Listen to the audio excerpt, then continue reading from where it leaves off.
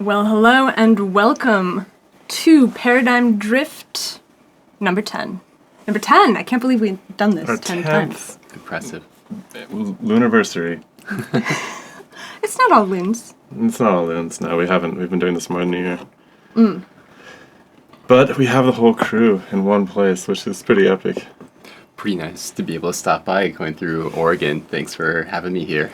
We twisted Michael's arm into doing this on vacation. He thought that we would just take him to the river and have a very nice time hanging out, doing non-science things. And yet here we are, forcing him into the limelight. Little science church.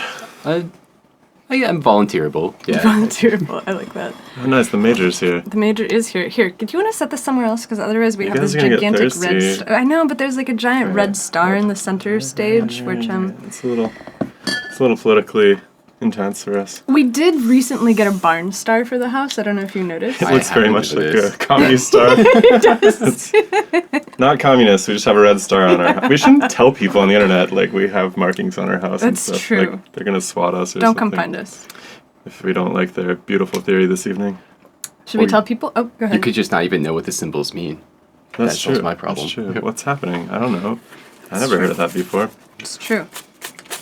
All right. All right, so if you have never been here before, you probably don't know how this works. Everybody else knows how this works, but you, dear theorists, have placed your name into this hat over here, which the lovely Nastia is shaking to ensure is maximum chaos.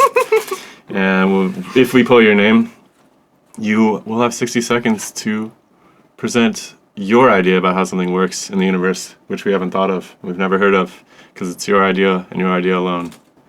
And you have 60 seconds to do it. Maybe it'll be amazing, and you will lead us into the next age of understanding. And maybe we will give you some notes on how it might make more sense in the future. But either way, it should be a good time. By the way, if you go past 60 seconds, you're going to hear the sound of a gong. Per tradition, with gong shows like this, that is the end of your routine. Sorry, I said that wrong. I always say this wrong. So at the end of 60 seconds, you're going to hear the timer go off. It's going to be like beep, beep, beep, beep, Beep, beep. beep, beep, indeed. If you keep going, well, that's okay for a few seconds. You need to wrap it up. But if not, we will shut you down with the gong. And then we'll just do a little podcast for a few minutes. Indeed. And so one thing is that what we're going to do is we're going to tell people who is on deck. And so right now, our first person that is on deck is Charles Robico Jr., whose theory is the emergent artifact of time, which I'm very excited about. I'm hoping that you set the tone and theme for the rest of the night. But while I am talking, what I need you to do is I need you to check your camera, and I need you to check your audio, because when it is your turn, I'm going to pull you into the room as a panelist, and then you're going to be on. And if you spend a bunch of time struggling with your camera and peripherals, I'm going to have to kick you out and move on to the next person, because we have a show to run here. Yeah, there's a little thing. You You can test it inside of Zoom. Just go in and say test audio, and you'll do a little recording and see how it sounds. If it sounds awful, we will also agree it sounds awful, and you won't last. So. Okay, and then after Charles Robico Jr., we have David Somerville, which I know that yes, he's in here, and his theory is equivalent time theory. Whoa, we got a lot of time. So we ideas got, going. I think the theme that is setting up for this session is definitely time. Hold on, we've lost our sound effects. And the problem with this room is the fact that you literally have no margin of error for It's something. quite impressive, right? It's like trying to move Tetris pieces around after you've already placed them. It's Yeah, you might just accidentally step on $1,000 worth of vintage analog gear too. So it's like the Soyuz capsule or something. So wait, is the Soyuz the one where That the makes it sound way cooler, yeah. which is the one that had the dog in it? Oh, not this one. I think that was just Sputnik, right? Did they bring that one home?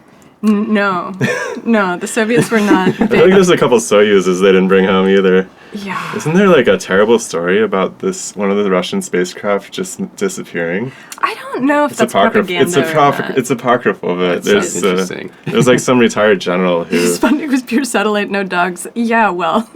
there's some retired general who blew a whistle on it, but I don't know. Alright, I think that we should get this started. continue to do Shiloh, that. play us some more tunes Okay, while I let's get do this it. organized. Let's play some music. And then we're going to bring Charles Rubico Jr. into the room. David Somerville, check your gear. We're ready to go.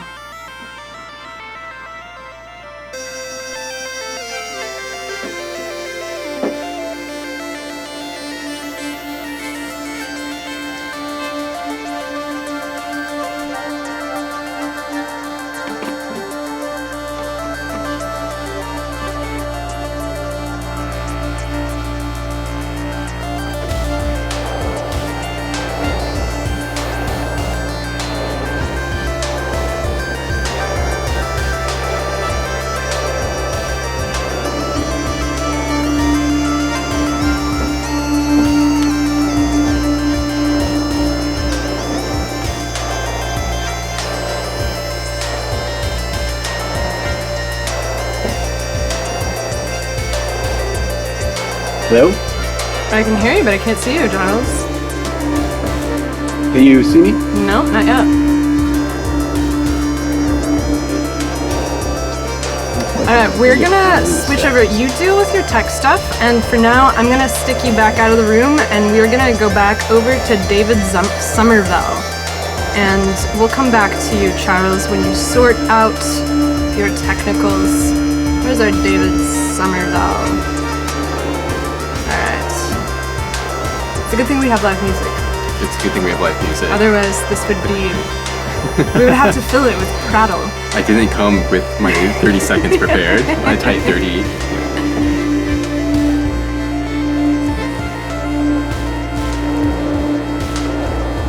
All right. We got David on.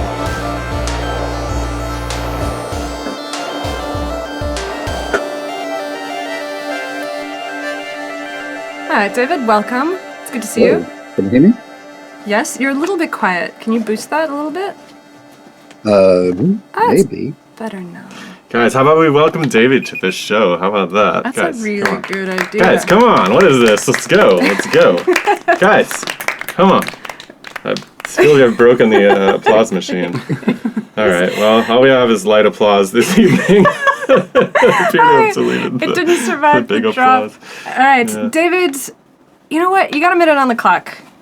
Tear it up. Take it away. As soon as you start talking, I start counting. Imagine an old-fashioned clock. The clock cycles every 12 hours, and we record that time has passed. The clock has no knowledge of how many times it has done this. Due to the consistency of its motion, we interpret that motion as the passage of time.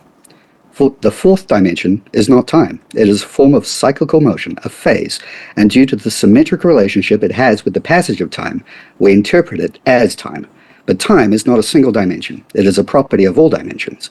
Using this insight, I have expanded on the concept of the invariant spacetime interval to create what I've called a synchronicity constraint. With it, I've been able to establish logical and mathematical descriptions of wave-particle duality, the superposition principle, the principle of stationary action, and most importantly, I have solved the measurement problem by establishing a well-defined Heisenberg cut. Our perception of time is a product of many interacting phenomena, and due to the symmetry of these relationships, we have misunderstood the hierarchy on which it is built.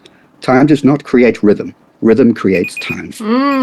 Wow, right at a minute. Guys, Brilliant. give him a light applause. I'm sorry, that's all we... That's the only applause we have on the soundboard tonight. I must have deleted it. I'm terribly sorry. David, that was very good timing. And it's good to hear the idea laid out, because I feel like you have talked around it a lot at the Sunday salons, but we have not given you the platform to be able to present it. It's been hard to work around it, but the reality is most of the practicalities are just standard quantum mechanics and relativity. Like, you could be forgiven for calling my theory an interpretation. There are equations, and they're important, specifically the equation that describes entanglement. But yeah, it's so close to regular physics that I can talk around it without actually directly mentioning it quite easily. What's like the mix-up that separates you from the regular physics story? Right? So why do you not consider yourself a reinterpretation? Because there is an equation, it's saying something specific. I'm making a specific statement, and I'm providing what is quite frankly an overwhelming amount of evidence to support that single statement. That evidence comes Allegedly. in the form of... Sorry? Allegedly, we are not Allegedly, privy to sure. such evidence. In my opinion. All right. In my... What is this equation? What's going on? What do you mean by time? I'm sorry, I'm kind of dense. I'm just getting my brain firing. What's time? Okay, so I think it's best to go back to and talk about Galilean relativity and the difference between Newtonian physics and Einsteinian physics. The equivalence of inertial reference frames is kind of built into physics. Newton understood this, but you need some sort of invariant to build physics on. It can't be all just relative. Something has to be objective, otherwise it's just not useful. Newtonian physics is based on an invariant space interval and an invariant time interval. And Einstein combined those two invariants into one space-time interval. And so space and time become conjugate variables.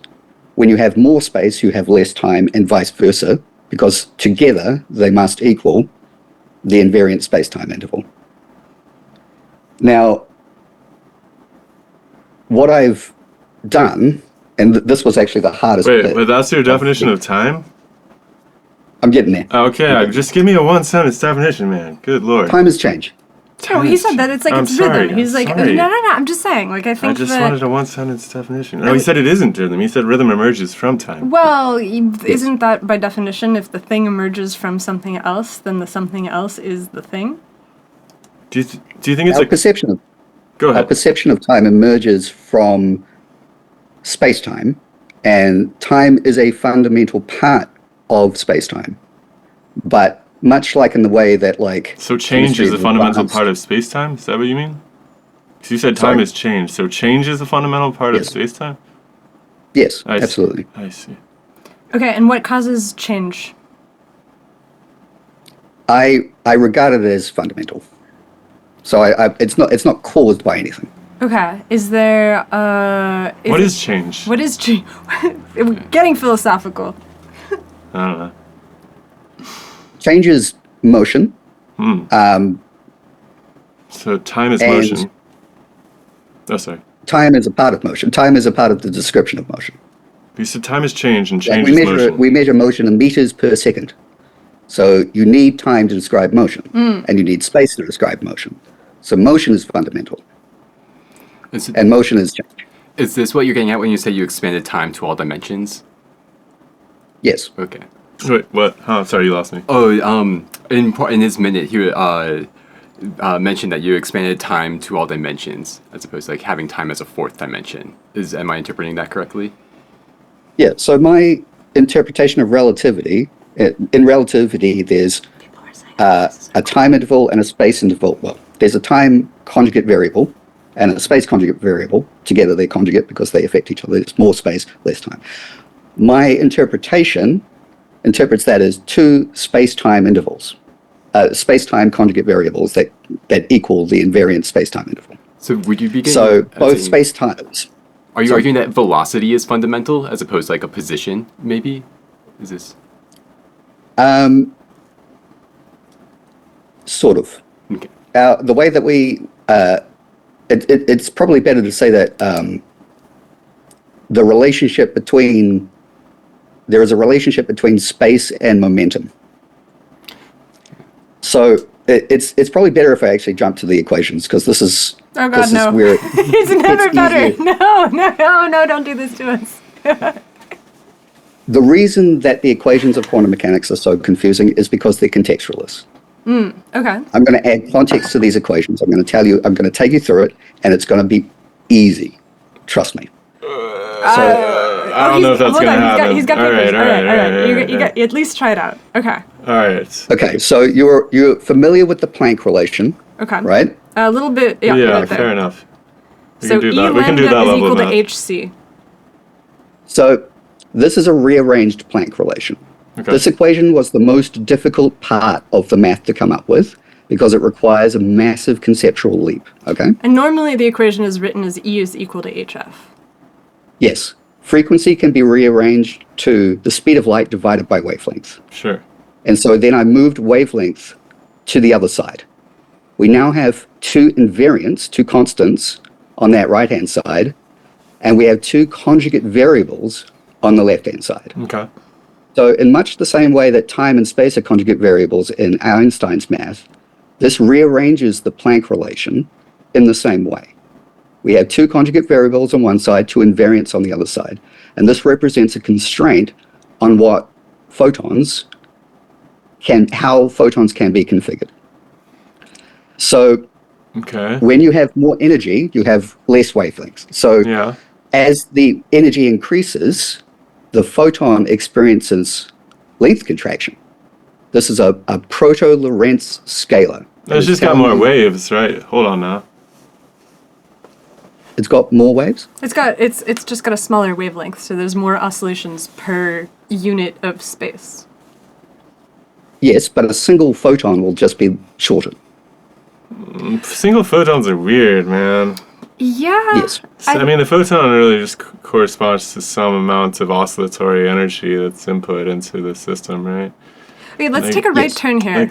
Is a photon really a single wave? It doesn't seem so. What do you think about the difference of a photon that is produced by a single atom versus a photon that's produced by a radio antenna?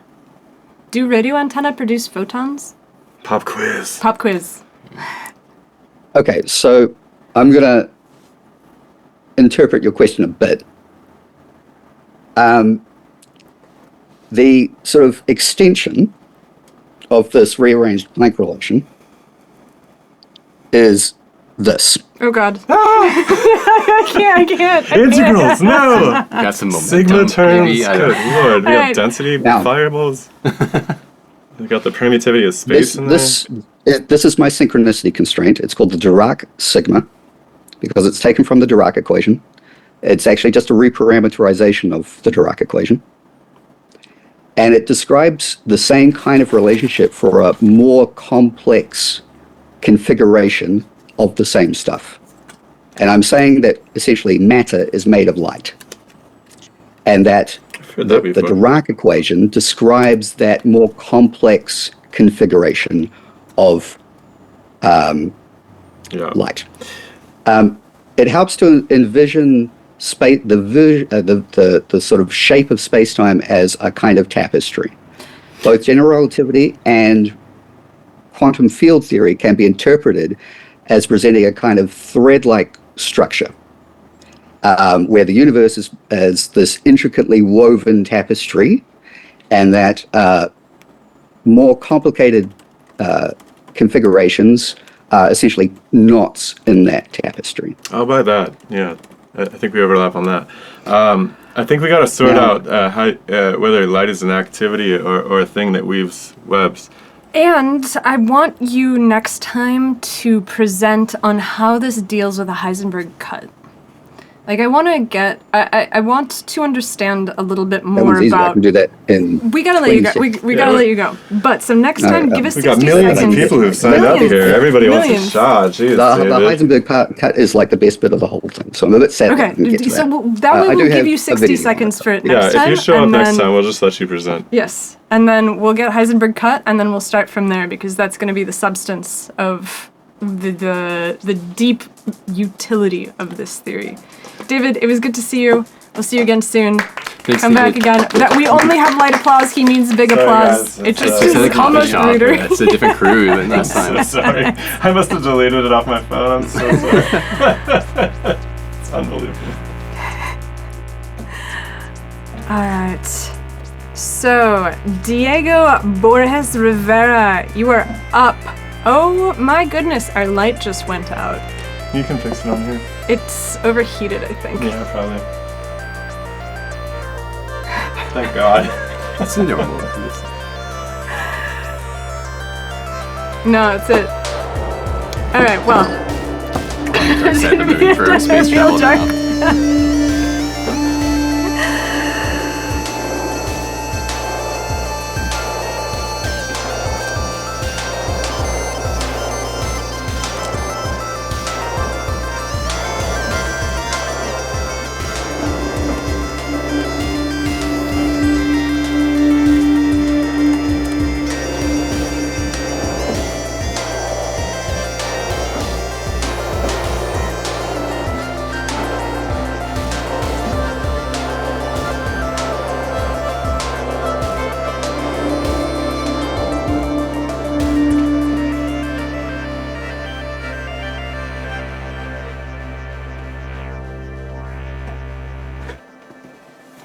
welcome back, Diego Borges Rivera. You got a minute on the clock, and your theory is, did eukaryogenesis get some help? I'm excited. The central dogma of biology posits a unidirectional flow of information through a biological system's three main components: DNA, RNA, and proteins. Information flows out of DNA through transcription into RNA, which is then translated into functional proteins.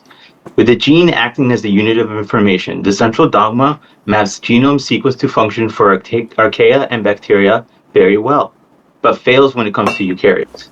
Instead, in eukaryotes, we should think of genes as the hardware and epigenetics as a software operating system that physically regulates those genes by unwinding its own DNA. This epigenetic OS is conserved from humans to a group of unicellular ciliates that contain an encoded message. That message, when decoded, is the blueprint for that epigenetic OS, among a couple other things. The implications of understanding this epigenetic OS are hard to predict, but are likely to have a huge impact on the potential to nurture life. Yes. All right. All right. Well done. What are we coming out there? 1 second to go? 1 second to go. 1 second. Very well done. God, people are really really dialing in the assignment this evening. To the second. Yeah, Impressive. it's pretty amazing.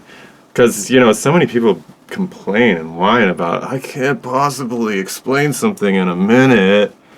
And 2 people have shown that is not the case. So you're talking about these eukaryotes as having some help and talking about the epigenetics. So what makes this model system that you're sharing with us special? What's the observation that doesn't jive with the previous central dogma? Where are we looking at here? So there's definitely a long story as to how I kind of stumbled on it, but that's kind of for another time.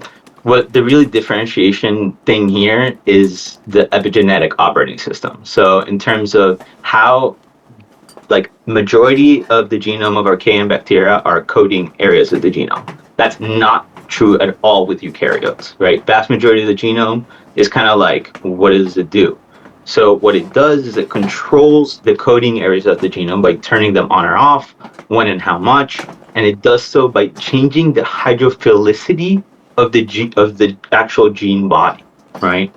That epigenetic operating system that changes the hydrophilicity is conserved all the way back to the unicellular ciliate and no further. That's what's weird, right? There are pieces of this epigenetic OS that have been scattered all throughout the tree of life, because really at this point, it's part of us, right? But what makes it even more unique, and I would say this is where it gets into it's very difficult to explain without having some kind of introgression of the genome, of genetics, is that if you take the coding areas of the genome, the codon table for the unicellular ciliate, and arrange it in a special way, a message comes out that you can decode. I didn't come up with that. That's published. You can go look it up. It's a couple mathematicians that found this ordering of the codon table.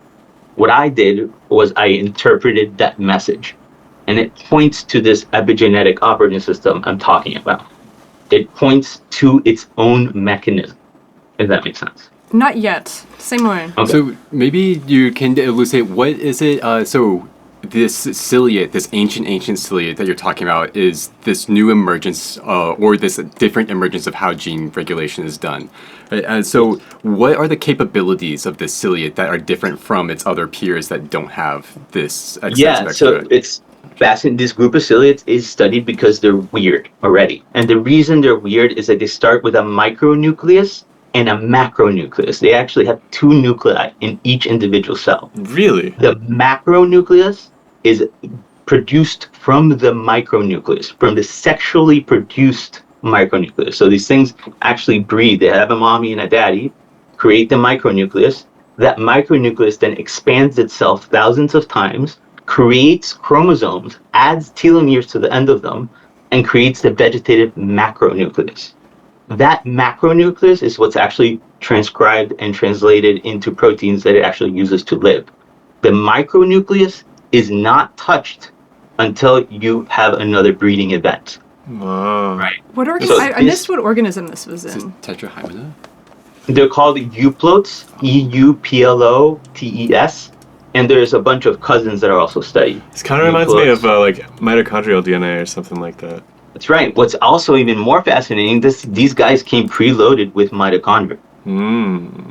It's insane that this mechanism I'm describing, right, of the micronucleus, during that process, it unzips its own genome and dumps over 90% of its own genome. It cuts itself out, right? And the way that it defines what areas to cut out versus everything else is by what viruses are its own. Whoa. And so is there a corollary, right? This is an interesting and potentially like strange evolutionary feature. Is there an appropriate correlate to what humans are that we learn from this? We don't have like the macronucleus, right? We have like sexual chromosomes, but it seems so different that's for us. I would say that's where the real difficulty in decoding, I guess, this message is understanding how that mechanism is homologous to a mechanism within us. Right? And honestly, I stumbled on a mechanism that, as far as I know, is unpublished, and is basically how we define our own viruses versus everything else. And once you start understanding how that system functions, how it relates to the RNAi system, the piRNA system, how it functions with H3K9 and E3.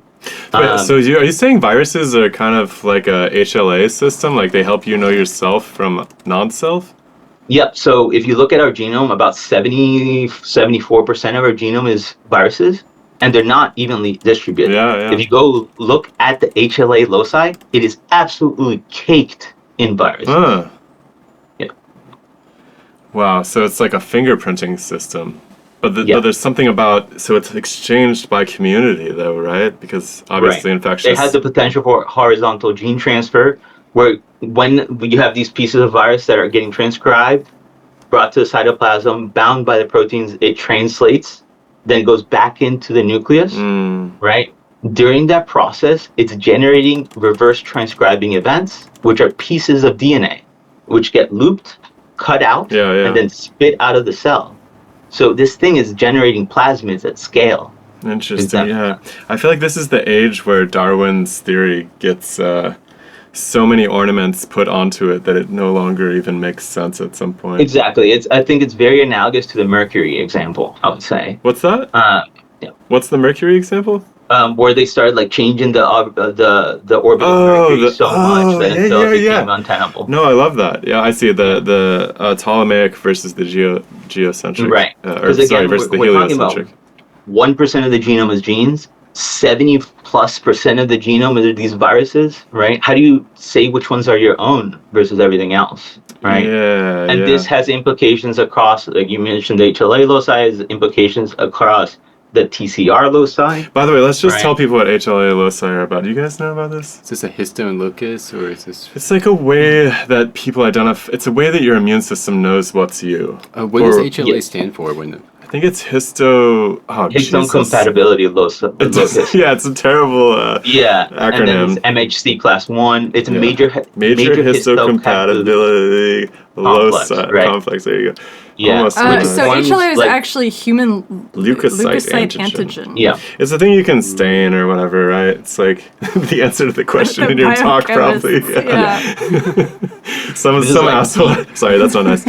Somebody asked Michael in his talk the other day. They're like, "What stain did you use?" I was like, "Dude, what a stupid question." So it seems like you're saying that there's some kind of process by which even the simplest organisms are able to look at their genomes and identify themselves versus other. And the mediating feature of the genome somehow is the viral content of it. And that's why this class of cilia to study. This is that mechanism, literally. Like, this is the encoded message, is pointing to this mechanism itself. When you say this encoded message, like that sounds very cryptic, and I'm imagining, like the fifth element, alien runes, perfect, just revelation, like the Ark of the Covenant opens. Yeah, so what are humans actually doing here, right? No, so I mean, it's super simple. It's you take the codon table and you arrange it in a special way, and then you read it from top to bottom. That's it. Oh, that doesn't totally make a sentence, though. It doesn't make a sentence. It makes a collection of sentences from top to bottom. And then, I mean, I would need to have the message and like actually show the message in order to make it clear what it is. So And that's a little bit of a longer discussion. does the message have to do with the definition of hydrophobic to hydrophilic, of which where you're decorating yourself, or is that not an appropriate way? No, the message is super simple. All it is it's the palindrome. So there's a palindrome around each area that is cut out during this micronucleus to macronucleus expansion. The sequence of that palindrome is the one row in the message. So it's like TATGC, and then you flip it, and it's GCATAT. I can't do it off the top of my head, but it cuts out the regions in between those nucleotides inside of the actual organism. It's like another layer of abstraction mapped onto the primary signal, it sounds like. And so when you say, because the theory was, did eukaryogenesis get some help? And Yep. so link all of this back to the title of the theory, because these are euploids, you said? Are they Euploids. euploids? And so they're also eukaryotes. Yes. And right. so what is it that you see here that you think that the formation of the eukaryotes was carried along by? Right. So I think, and this is honestly, this is something I'm figuring out on the fly, right? Like I spent a decade teasing out pieces. A lot of papers have really come out to like push the boundaries of this, right? Is specifically the Hawks cluster, is understanding how the Hawks cluster really is conserved all the way back, how far back. Tell people what right? the Hawks cluster is, though. Yeah. So the Hawks cluster is a series of genes that is responsible for segmentation in the genome, in the organism. It's Specifically like body from the plan, anterior- right? Yes, it's the anterior to posterior axis. Like you take out a Hawks gene and then the fly has its antlers are in the wrong place or something. God, flies have Classic antlers? flag. I am not as good of a biologist as I thought. I think we had to take a test on this at some point. Are these the Yeah, biting flies or absolutely. the stinging flies? The really wicked big Cretaceous flies that get into our house. Yeah. And that's what my, I guess, second PhD is in right now. It's understanding the chromosomal looping of the Hawks cluster and how it changes across evolution and differentiation. Dude, you're getting two PhD? You're going to make us look bad, man. We're going to have to hand over the podcast. That's a longer story. I got through 3/4 of one PhD, stumbled on things, and wasn't necessarily invited back. Interesting. Okay. That's a story for another day. I'd like to hear that, actually. Yes, absolutely. All right, well, way to stick it out. All right, man, I guess we probably ought to keep it moving. This is an interesting story. I'd like to see how this develops. Yeah, man, it's been great to have you in the community, by the way. I love seeing you when you come out on Sundays. I hope you we missed you when you were gone, so. I've been busy. I'm basing a company based off of this, understanding how this epigenetic OS works. Lets you do crazy stuff. In my head, the best way to show that a theory works is build something that works, right? Hell yeah. So it's a process that takes, at this point, upwards of a decade. What are some of the goals, really quick, before we leave? What do you think we could do with this? Yeah, so what I'm trying to do specifically with the company called Togodan Food is changing the epigenetics of milk. So upregulating the production of specific sets of proteins inside of milk, right? So once you understand the chromosomal looping, changing the epigenetic OS, you can turn things on or off a little bit more naturally. So like healthier milk, basically? Yeah, look, if you're a producer and you're able to change the concentration of a valuable compound in milk, say whey, by say 20%. Hell yeah, dude! I'm waiting until I can just drink a glass of milk and call it a day.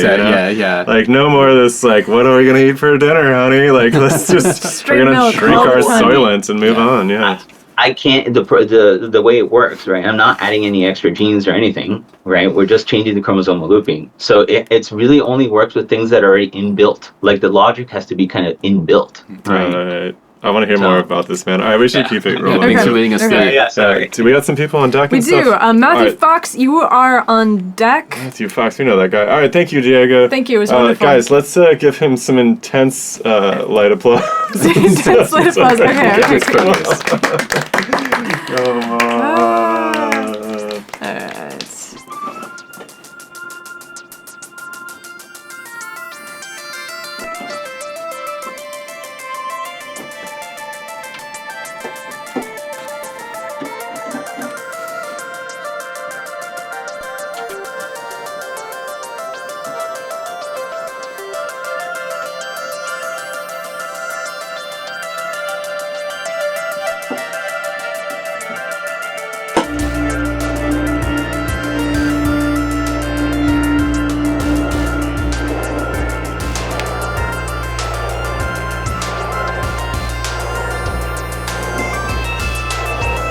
All right, Matt's not ready yet, so Phil Callis, are you ready to join us?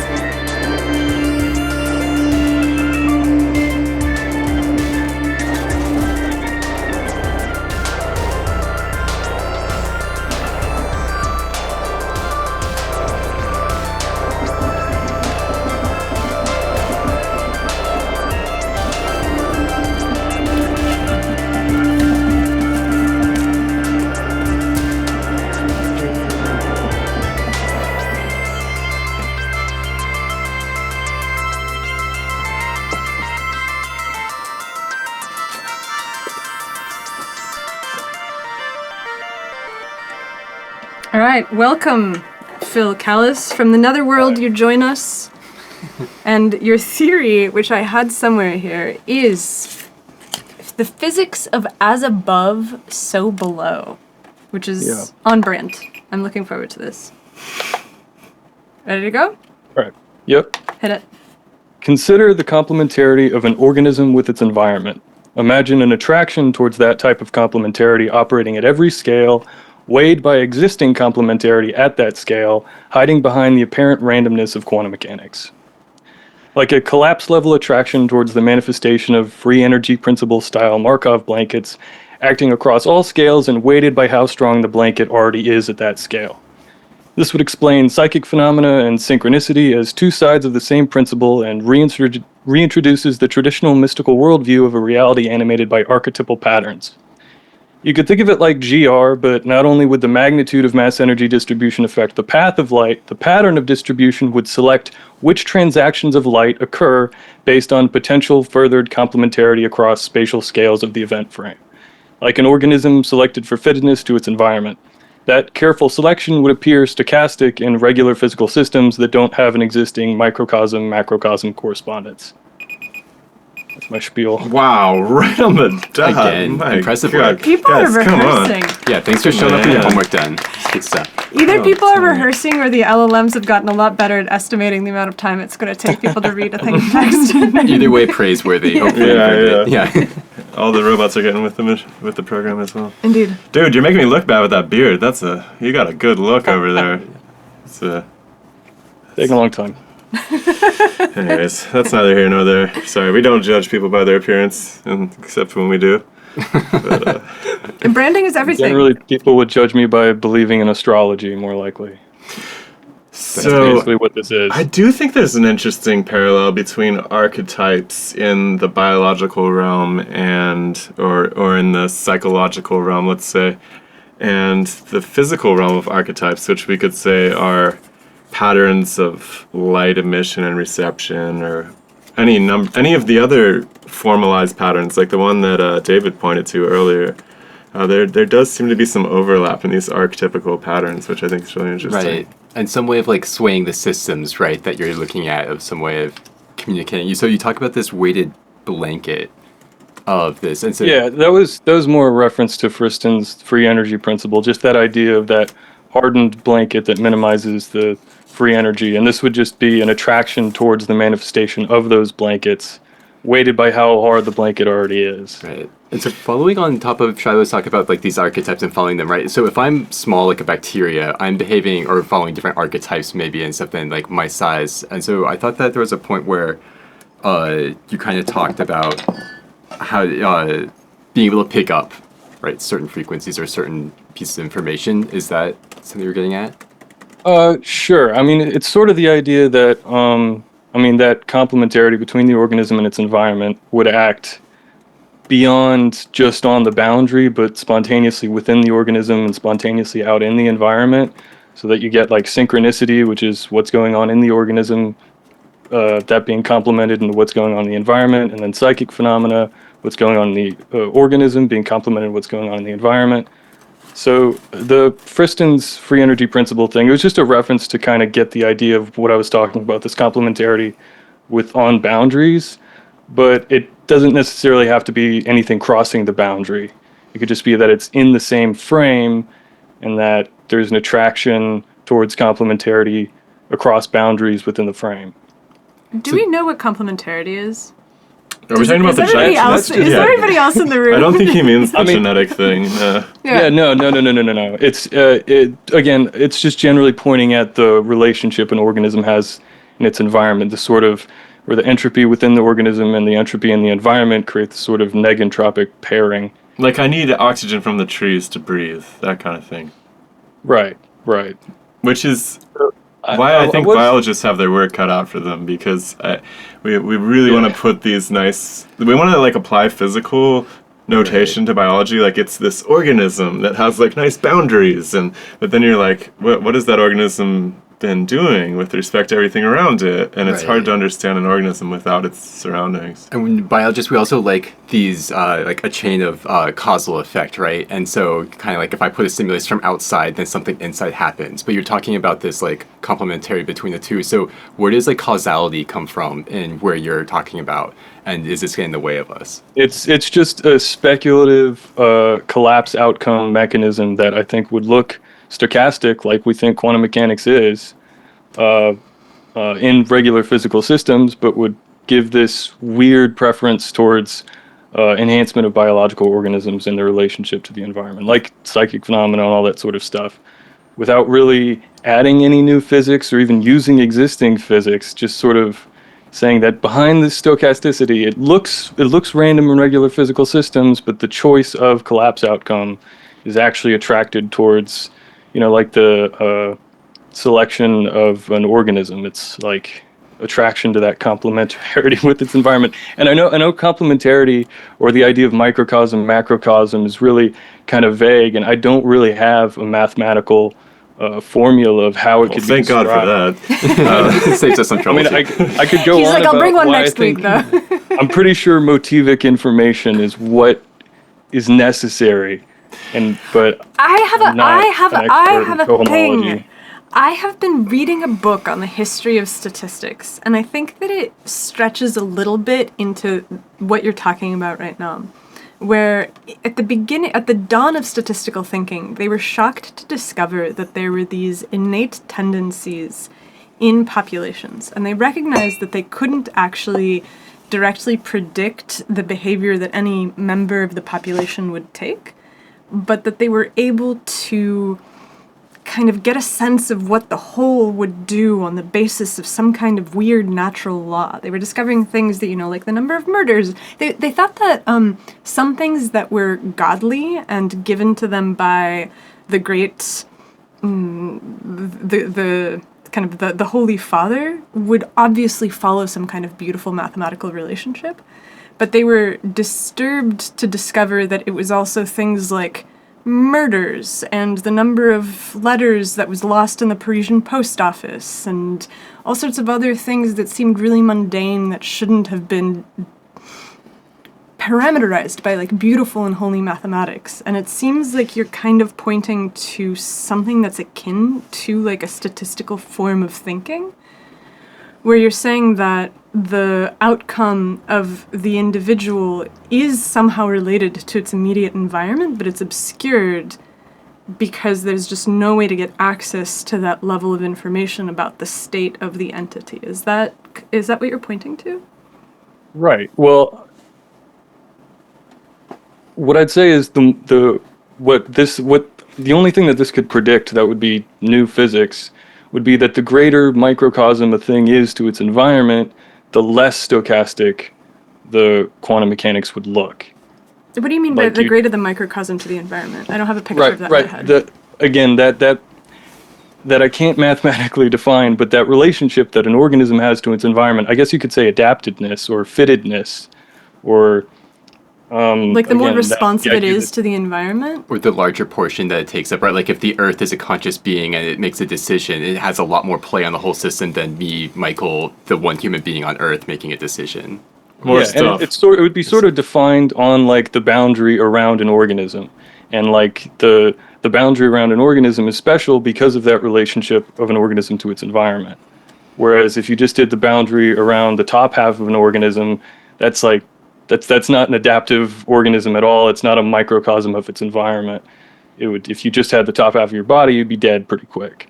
I think we're going to find out the same thing is true in the physical universe, that the environment is extraordinarily important in understanding all of these bizarre measurements, dilations and measurements, contractions and all of that, because you are applying new pressures in different environments, and how connected you are to your neighbors is really going to instruct the outcome of any particular what you would call like a wave function collapse event or something like that. Yeah, I mean, somebody mentioned that, Friston's entire free energy thing is about a successful organism minimizing surprise, and so the more tuned you are to the environment, the less surprise that you have, because you're so driven by the system that you can't be surprised by it because you're attuned to it enough that you'll be able to move with it without having this like tension between it. Sounds like a beach vacation. And I think that minimization of surprise basically gives more leeway at the quantum level to what can happen. Like it more leeway to deviate away from 50% spin up, 50% spin down, just pure probabilistic outcomes. So when you talk, it reminds me of like an interpretation of quantum mechanics, like Bohemian mechanics or something like pilot wave theory. Bohemian. Thanks. I prefer. I like that. Honestly, Phil seems like he would be into Bohemian Yeah, mechanics. I think Phil,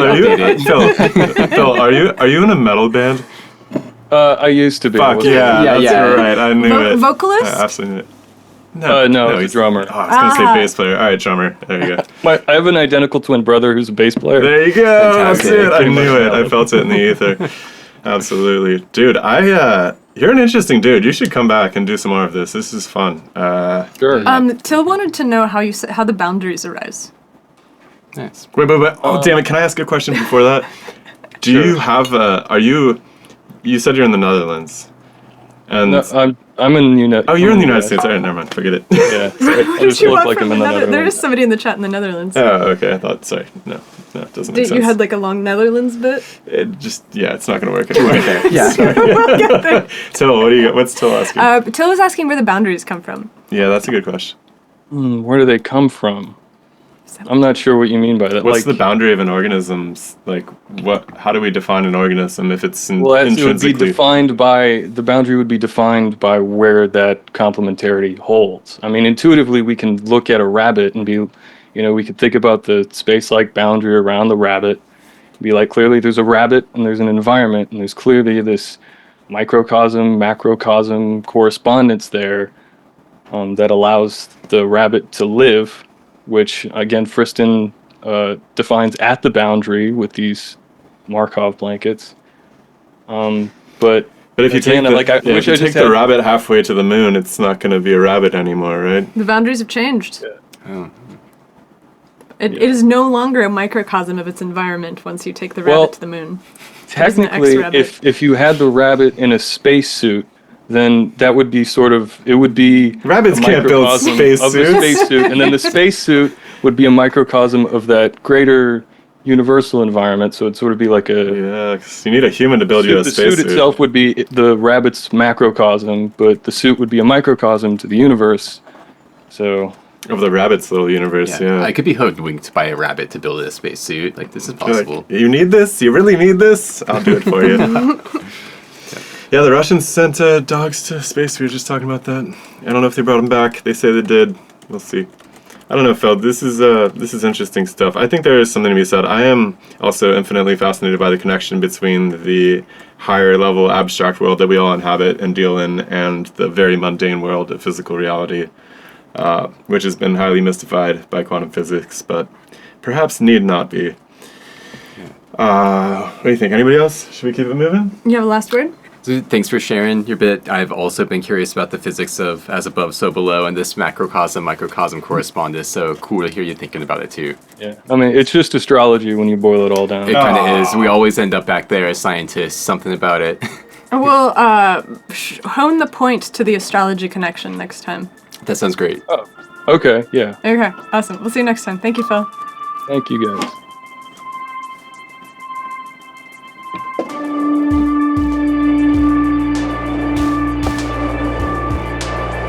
Alright, we're gonna try out Charles Rubico again. And then Matt Memes, you are on deck.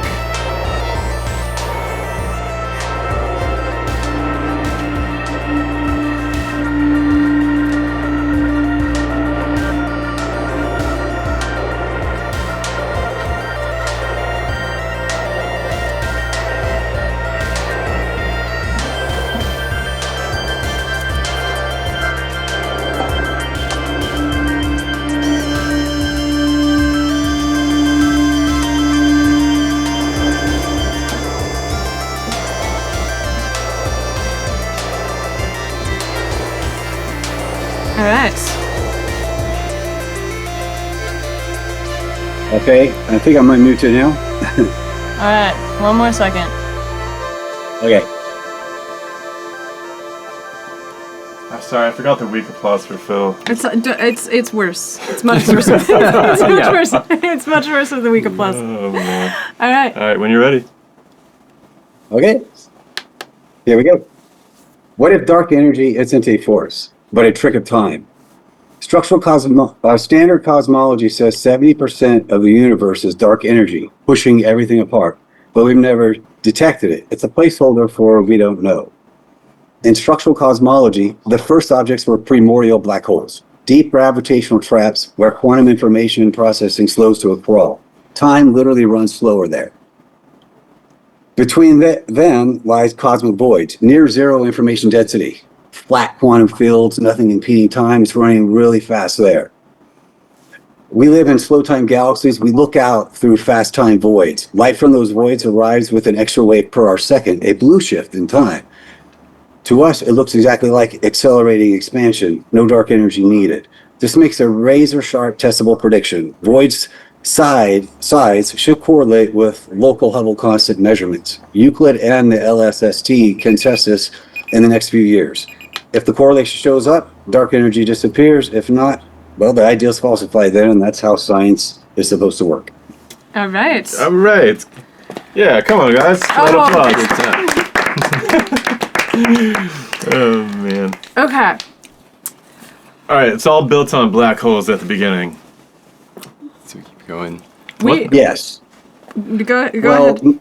the basic premise of my model is that time is an emergent property. It's not some uniform thing that's in the cosmos. It's emergent from quantum interactions to me, and it's completely local. When we do simulations, we actually keep time as a single thing for the whole entire box when you run your simulation. I've ran simulations where I keep time completely local, and actually, as time slows, it traps the heavier mass. And so it actually starts forming structure, and my model actually gets denser, more formed, and larger structures than the standard Lambda CDM model right now. Is this your day job?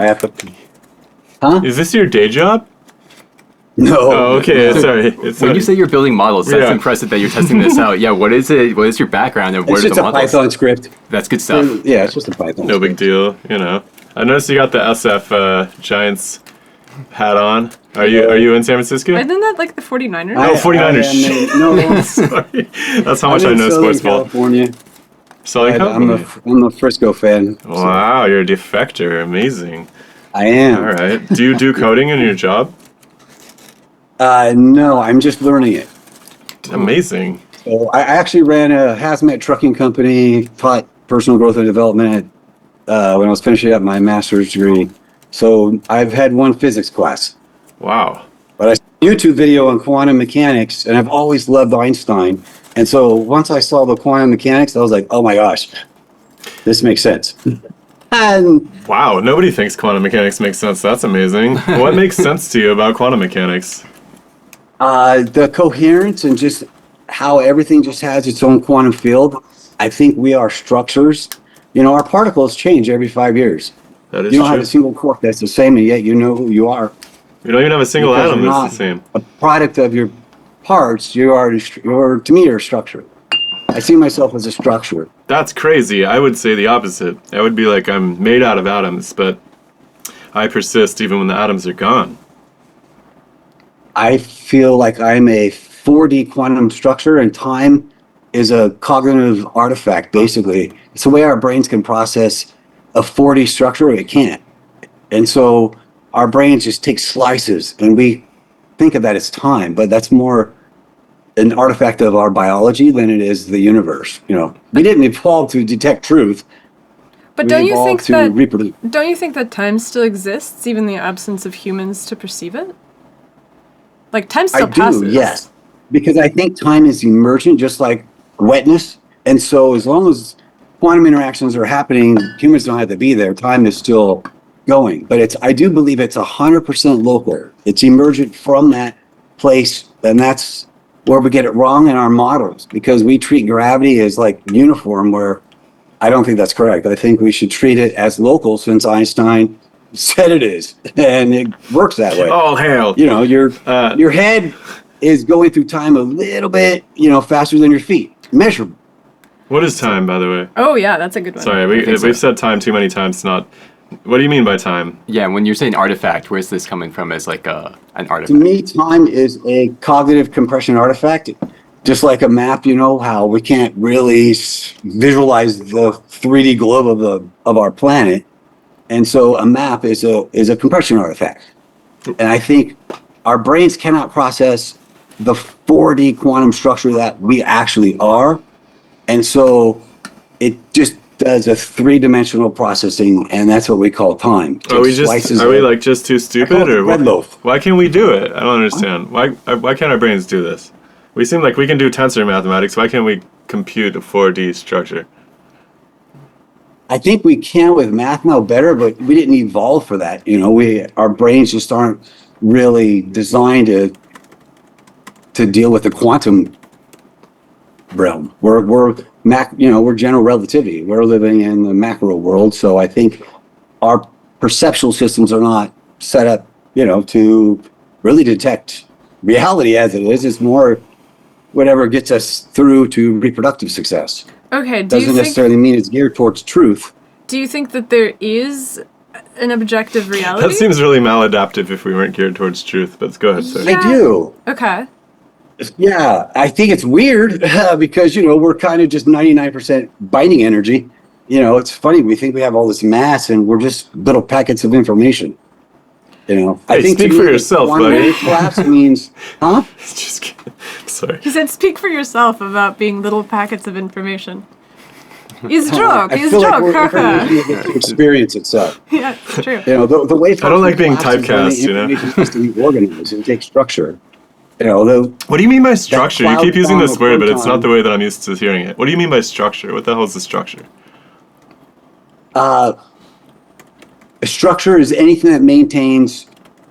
To me, it maintains coherence over time. We have mass, because really we're just energy. They're interchangeable. What's energy? We're just energy. Yeah, what's that? Well, there's different forms of energy. We could talk about thermal, kinetic, but to me, if we're talking about the quantum, I think the built-in energy fields that are, quantum field theory. I think that's the baseline to me, where the energies kind of comes from. Because as soon as you get a little coherence and enough, quantum fields start Would you agree to this? Could you roll with the idea that energy is just material in motion? I don't think evidence points to that, though. It's the wave and particle duality. I think at the Why doesn't? end because if no one's observing it, we don't have particles, right? Well, we're made out of Until atoms. somebody All the actually sensors are made out of observes atoms. The atoms are getting changed somehow. So this is a great opportunity to plug our book. Oh, Because damn, we can't get out of the spacecraft. We can't get out of the No, we don't have spacecraft to to plug grab our it. book. I'm just Well, trying to make sense of this guy. But I think that the idea that nothing exists prior to observation, that there's no physical correlate, is one interpretation of quantum mechanics. And it is a particularly, I think that there's two schools of thought. And we've been toying with this idea in some ways as there being science church, and then there's just super boring physics. And like Science Church has in it a lot of like wormholes, faster than light travel. Perfect. Adventure. Adventure, like grand possibilities of just extraordinary things happening. And I think the Copenhagen interpretation and general relativity like deeply underpin that view, which is what you're kind of pointing to. But I think that there is another way of seeing it, which is like don't really the believe experiments. in the many universes. I think we're embedded in a structure, and so there aren't parallel universes. I think there is hierarchical. To me, a black hole is just information overload. What is Right? information? The universe can't process that It's like a information. seizure. So a compression artifact is. It's a just- grand mal seizure of the Like, physical yeah, universe. glitching out. Like, what is it? What's information? What's information? Yeah. I think that's the question of the day. Okay, well, how about this? Next time you come back, Charles, yeah, bring us, give us your definition. Let's hear it, and then maybe. Yeah, we gotta have these important terms defined, even if they're. Information, to me, is anything that can be transmitted. It could be like, we don't have to have an observer as a person for the wave function to collapse. It just has to have interaction with something, anything. So information, to me, when that wave function collapses, information is useless if it's in a, high entropy state, basically that electron cloud or that wave function. It turns into a structured particle when it has to transfer information. But it's very expensive to travel through the cosmos as a structure, so it's better to go through as a photon, wave function that doesn't have any mass or less mass. But isn't it a And little it bit doesn't weird that the take structure until it interacts. well, the photon has momentum, so like, doesn't that like imply that it has physicality to it, even though it doesn't have like this particulate extension that we give to other kinds of bodies?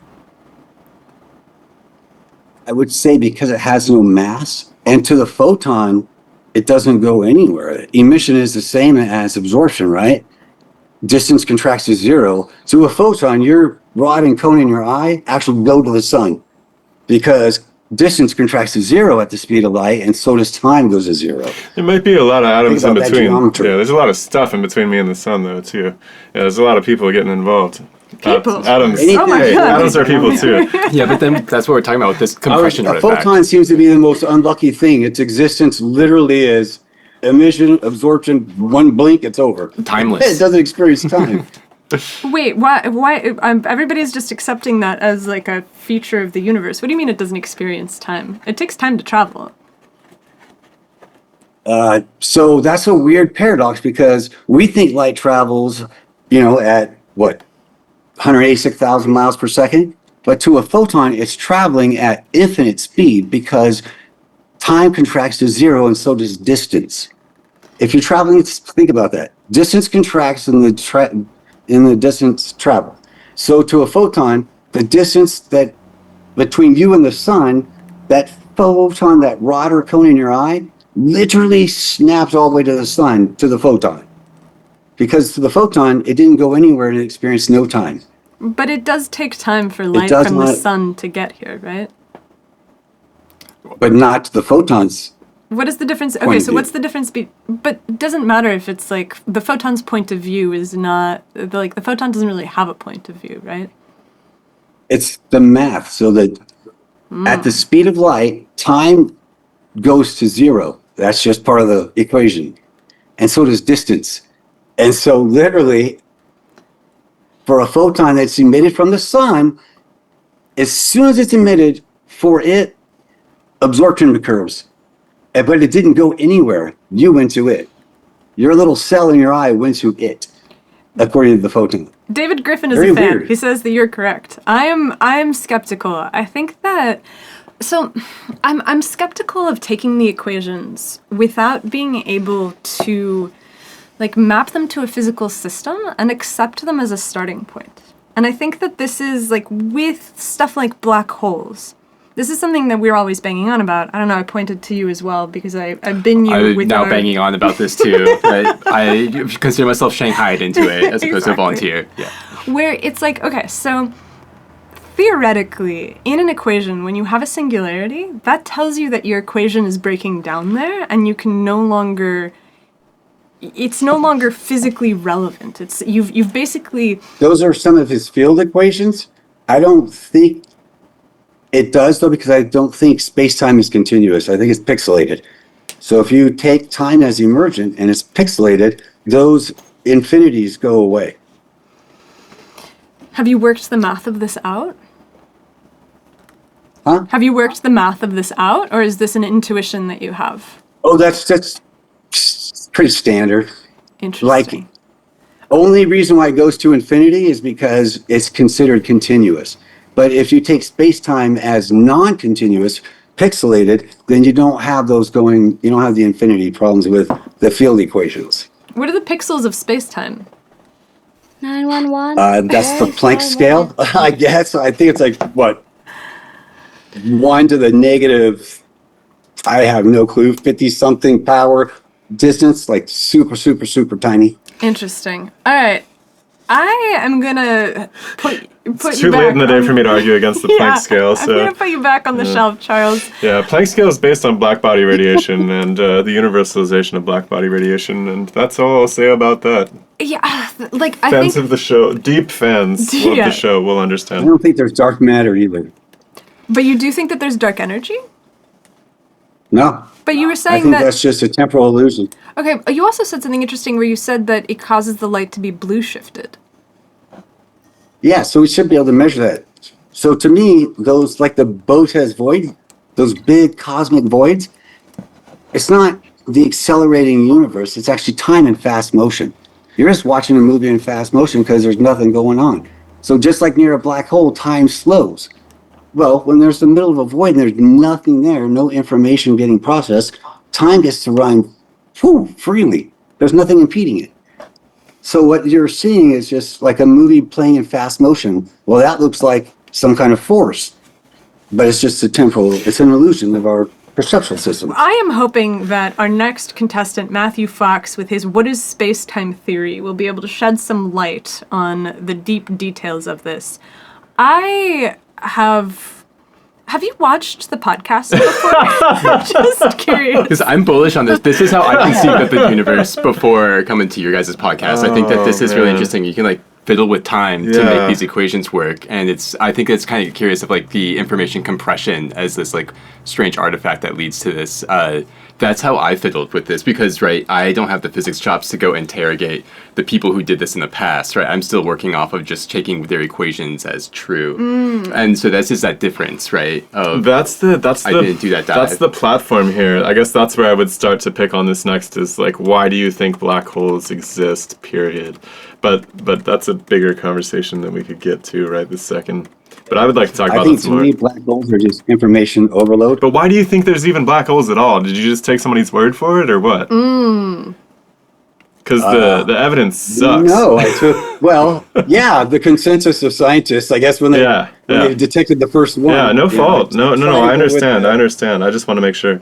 But that's a huge conversation. We are skeptics of almost every single idea that you used in Not this just yours, presentation. yeah. And it's not necessarily like your ideas that we're skeptics of. It's the building blocks that you have used, like the dark energy, the dark matter, the black holes, the fact that time is a thing that exists outside of the system in which you're measuring it. And so maybe if you sign up again, you can try to argue for why you think that this is the best way to see the world. Because I think that like, you can check out the book that we've written, you can check out any of the conversations we have with, like, Brian Keating. Brian Keating would be a great conversation for you to check out, because we talked to him about black body radiation, and black body radiation is the source of a lot of this stuff about, like, Planck mass and Planck time, and Planck's constant comes out of that work, and it's a little bit of a chaotic conversation, because we get into a fight with Brian Keating, but it would give you a sense of where we stand on this and why we have such a strong opposition to it. And it lies outside of the time that we have available here. But if you listen to it Yeah. and you can argue against the case that we're making, come back because I want to hear it. So you're making a case for dark energy and dark No, matter? we're saying that stuff doesn't. It's Well, an we're saying that artifact. stuff can be rationalized, you know, like it doesn't have I just to be. don't. I don't think it exists. Right, it can be understood. It's definitely a part of the equation that doesn't make sense, but there's probably a reason for that. Yes, but so I think we'll detect microgravity just in a couple of years. You know, the micro lensing. We'll see plenty of them within a day. I predict that, and that'll be primordial black holes, population 3 remnants. The dark matter is going to go away. all right. Well, come back and tell us more about it. It was really nice to meet you. Thank you for signing Okay. up. We'll see you next Thank time. you. Yeah, it was nice meeting you. All right, bye, Charles. Clap, clap, Bye-bye. clap, clap, clap. All right, memes, you're up.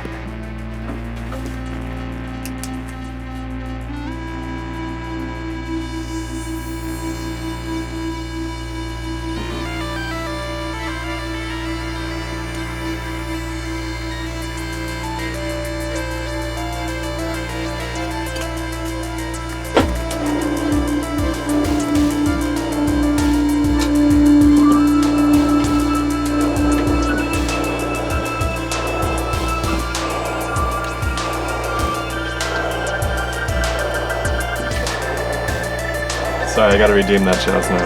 1 second.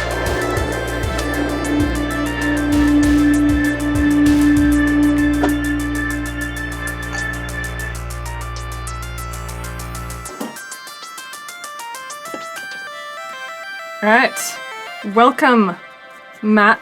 Memes of destruction. We have the chalkboard. We have the whiteboard. It's cleared for us. We have a question, and the yellow shirt. And I'm sorry for the F sharp in the key of F natural. No worries, guys. All right, let's hit it. All right. What is space-time? Well, space-time it's where we live, right? I mean, it is literally, quote unquote, the fabric of reality itself to some approximation. But, and again, some folks may push back up against this, and that's totally fine. But if we were to try to conceptualize space-time in natural units, we have 3 dimensions of space, 1 dimension of time. So we could write that something like L sub p, so the Planck length cubed times the Planck time. Okay. 3 dimensions of space, 1 dimension of time. What the heck is the point? But if space-time is where we live, that means space-time is an embedding. Well, that would mean we could do 1 over that. And since algebra is awesome, we could rewrite this as Planck frequency over Planck length cubed. So we could view space-time as a frequency gradient or frequency density. All right, guys, we got the big applause back. Let's go. Come on. Oh, Wait, no. what? Oh, no. That's I was about still applause. warming Sorry. up. Big applause. There it is. Hey. All right. Just in time. Man, Matt, I wish you would have been my physics teacher when I was a kid. I would have taken a completely different path in life. I mean, that is an absolutely phenomenal thing to say. Thank you very much. I am nowhere qualified for any of those nice words you just spoke there. Bullshit. This isn't mine. Full disclosure. I learned this from a mad scientist named Rick. Not the Rick that many people may suspect, but our very own Rick DeWitt, mad scientist, who after several years shared some things, had me keep my mouth closed until very recently. And here's the thing. It's like, this is just algebra. This is just algebra. It is what it is. The interesting thing happens when you sit here and you eventually start thinking about it and you're like, oh, this might, at least for me, this helps make a lot more sense of things. What's the If I subscript just P? take everything else that we take as generally accepted Oh, physics, and I'm jeez. like, this seems to make more sense to me. So what's making I'm sorry, sense? I'm rambling. Yeah. What was murky that is now cleared up by this rearrangement in this algebra? Okay. So, number 1, we at least have some stuff. You might argue about the stuff, but rather than it's like, okay, we have a volume time. Yeah, that doesn't really mean much to me. But we've got a volume now of frequency. And frequency is just inverse time. Some folks may argue that that doesn't exist, but at least if I'm going to take the generally accepted, and again, folks may push back, theories of physics that we live in 3 dimensions of space, 1 dimension of time, we can algebraically rewrite this as this. I haven't seen this anywhere else. I've literally looked at these numbers from a slightly different perspective before, no clue. But if we got some stuff, and at least in my mind, I'm imagining those pictures, those quantum fluctuations and stuff, whatever those may or may not be. We got some stuff going on there, and we got some frequency, and it's like, whoa, wait, hold on, what frequency? You mean kind of like waves and stuff? Oh, well, number one, that might provide a arena, so to speak, for quantum field theory to take place. Also, the interesting thing is, if you're going to view this as just the standard deformation of space-time, you're bowling ball on the trampoline, you throw the little thing, it's like, okay, well, that's not actually what happens, but it's kind of a decent visualization as zeroth level approximation. I'm like, well, if we just got frequency and waves, those guys can start to go there. And I'm like, well, if matter requires stuff to act, because somebody had brought up before, what is energy? That's a great question. We usually just say, oh, the ability to do work. It's kind of unsatisfying there. But if you view it another way, as the other equation that, oh God, I forget, was it David or first gentleman that was presenting there was showing there, is basically you have Planck-Einstein relation, constant times a frequency, and it will give you energy. Well, wait, if you have an action, and then you got a little bit of frequency, that allows stuff to actually act, which we may view as action per unit of time, which ends up being dimensionally energy. So I feel like there's a bunch of ways I could go with this. So one, I could pick on Planck, first of all. I don't think you need the subscript, so I'm going to leave that alone, but we can do it if you want. But it seems like what you're saying is that there's some oscillatory process which is fundamental to the way that we measure physical reality, and that that acknowledging there's an oscillatory phenomena in the background is somehow important to understanding how these physical processes unfold, because it almost seems like you're pointing at there's a substrate, like you pointed to the quantum oscillations or something, like there's a substrate which is undergoing some periodic oscillations, which is a good reference point or something like that. Or like if I'm an atom versus the void, how are the frequency volume different inside of an atom versus this void that you're comparing us to? So if you're going to be, because one of the things that we'll talk about, it's like, we've got a vacuum. Well, it's not a true vacuum, so because there does seem to be some energy density going on there, whatever the heck is going on. Quantum fluctuations, we call it. Totally fine. Okay.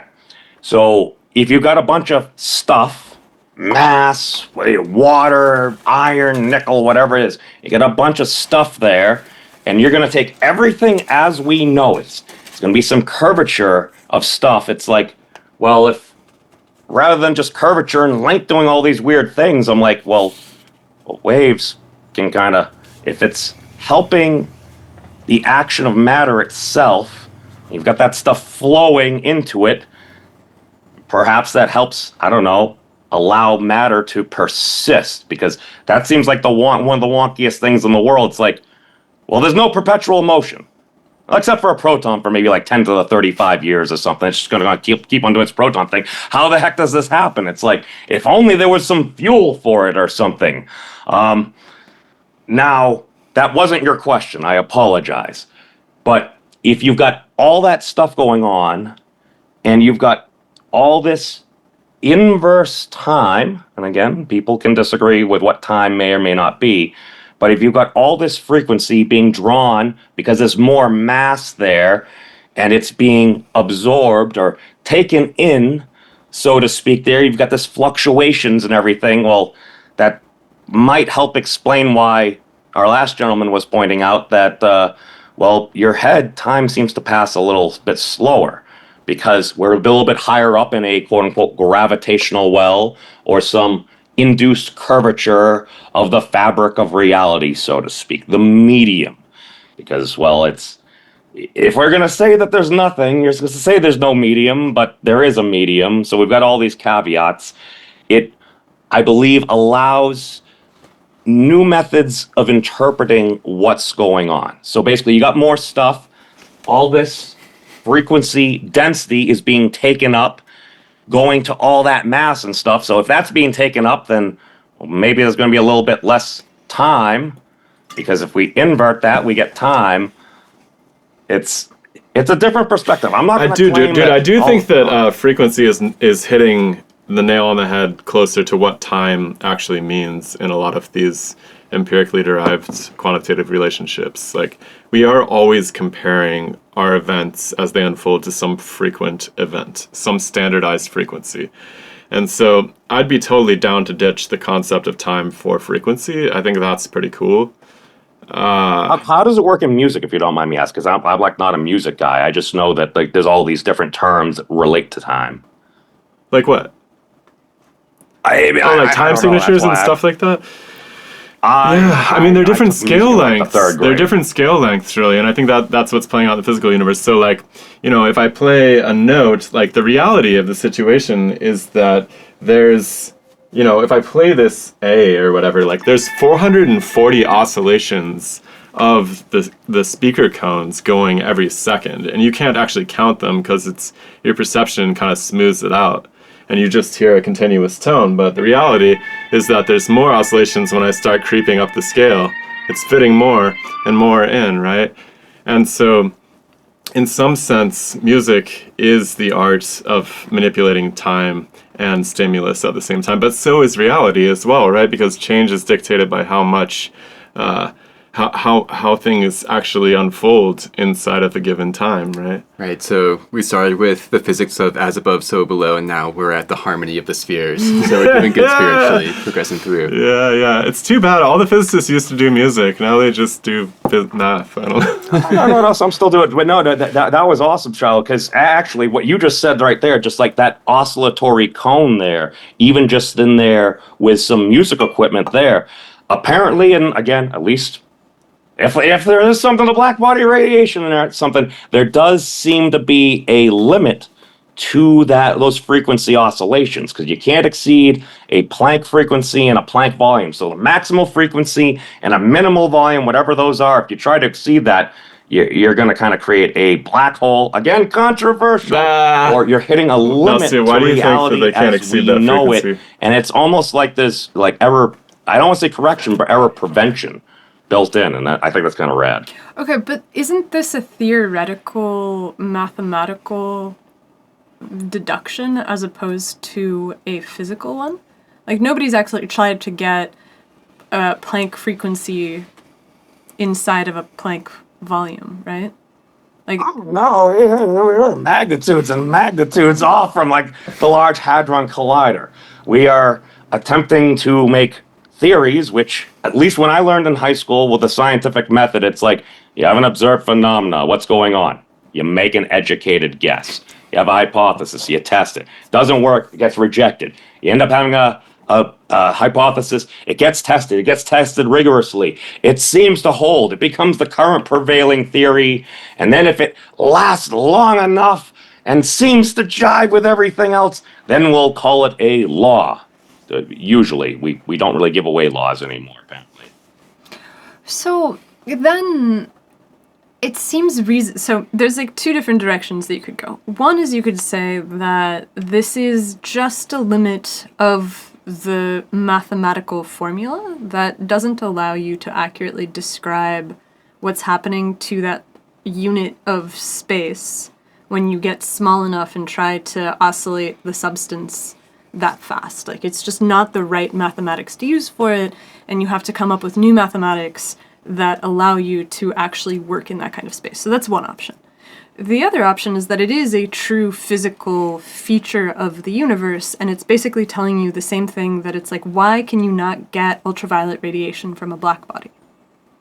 You can't get, I mean, at least our conclusion, or our proposition is that you can't get that kind of radiation because you shake the lattice of the substance apart. Like, all of this Planck stuff comes from black body studies, essentially, in the laboratory. And so it makes me wonder if there isn't some kind of parallelism, because like Planck wasn't thinking about the substance in and of itself as being key for the production of the light. The light was a property. Planck never looked at a black body himself. Yeah, like he was a theoretician who managed to come up with an equation that accounted for it, but he wasn't preoccupied with, you know, the substance of the walls that was then doing something to produce the black body radiation, and he didn't really have a physical theory that explained why the black bodies couldn't make UV radiation.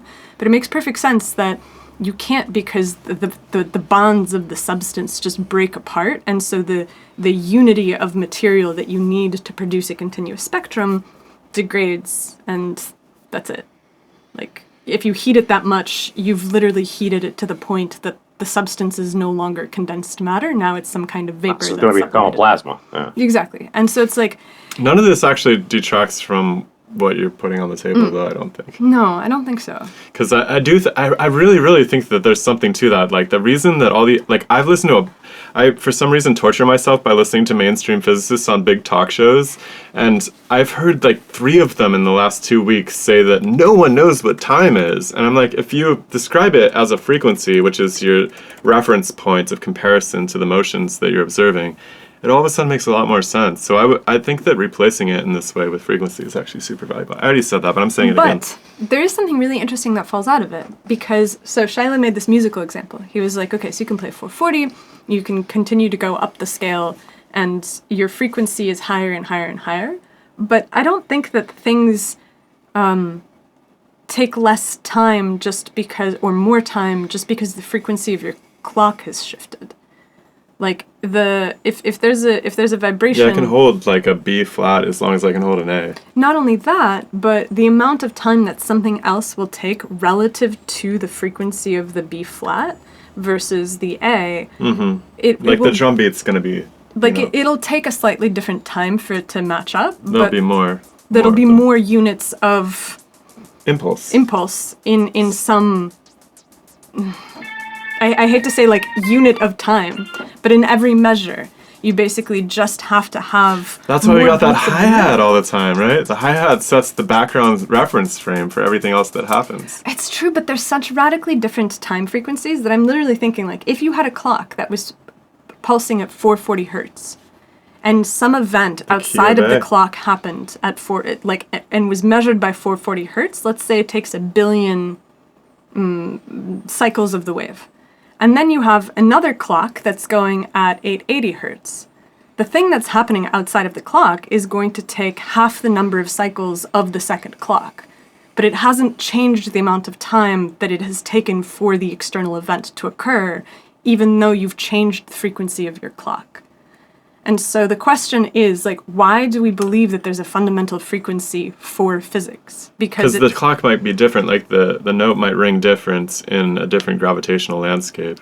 And so are you invoking Planck's constant as the fundamental frequency of physics? Well, No. I think that's how it's treated. That is, yeah, but the problem is that that's going to change depending on the context, just like one of the previous guests was talking about. Yeah, like, Matt, do you get what I'm trying to get at? I know that this is a little bit... No, I agree, and I think you guys kind of highlighted this, because it would depend every different material as we know it, whether it happened to be water, iron, nickel, basically they all have their own associated frequencies, wavelengths that they'll emit and everything there. So like water sings the water song. Iron sings the iron song. It's whatever the heck we're carbon-based life forms that are technically about 80% water. And so, I mean, that seems a little weird that we call ourselves carbon, but we're mostly water there. But it's an interesting thing that everything has its own, like, oscillatory frequency. It's almost got its own fingerprint.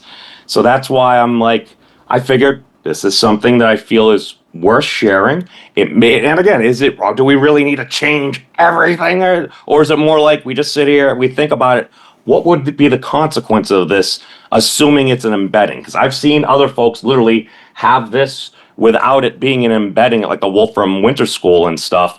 So I'm like, well, what are the consequences of this? And I think it's a fascinating thing, and may help us grok what's going on.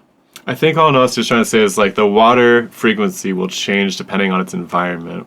Just to tie it back to like an earlier guest. Just the utility of the carbon in our bodies. Yeah. So it changes that water environment. Yeah, exactly. Like the context, it doesn't have to be a gravitational context. That's going to change things. But whatever tensions and pressures that the water is under are going to radically alter its clock, essentially. Like in so much as the clock is been redefined in a frequency. Yeah, if you compress it down to maximal density, you're going to have like more stuff in a given volume. Yeah. And it's going to be harder for it to move. Right? Most Because if you importantly. assume that the clock is always some kind of frequency and the substance is under tension or pressure, it's harder for it to move than it is once you release that tension and pressure because it's not fighting against its environment. Whether so it's much. gravity or chemistry or whatever, you're going to alter the tensile situation or the pressure if you prefer it. I mean, pressure and tension are the same thing, but yeah. And so I guess like what I'm from what you've said so far, it seems reasonable to suspect that the frequency per volume of spacetime would change depending on your environment. Like whatever the frequency is of, you know, like the medium. Let's say it has some innate oscillatory frequency to it, some like maximum rate Like at a which it can ground state? oscillate, like a ground state, before anything happens to it. You would expect that it would change as you moved around when you're near something like a sun versus when you're near an Earth versus when you're in intergalactic space. If it is a true medium that has this oscillation, you would expect that oscillation to shift. See, for me, I if in the most vanilla terms, if I just take everything that is generally accepted there, I'm just like, we came from a hot, dense state.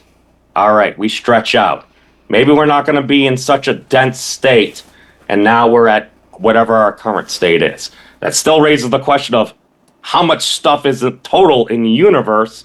Because you can do, like, if you take the total mass currently in the observable universe, you divide it by the Planck density, you get the volume of like 12 protons or something like that.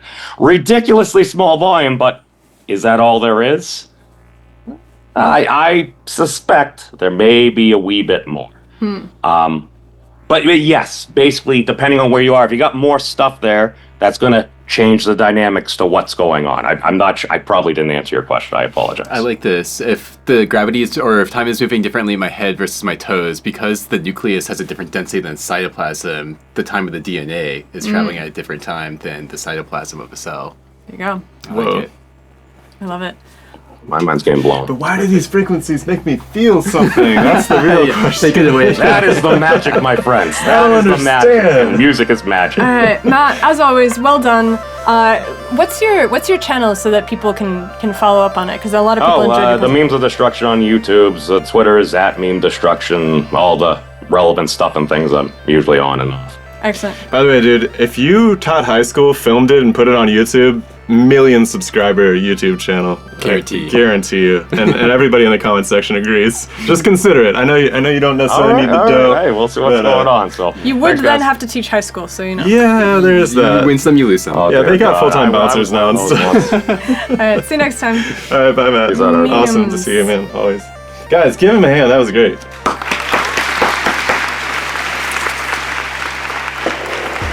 All right, we've got our old friend Steven Kaiser. Until you are on deck after Steven, we're gonna have to go into the lightning round.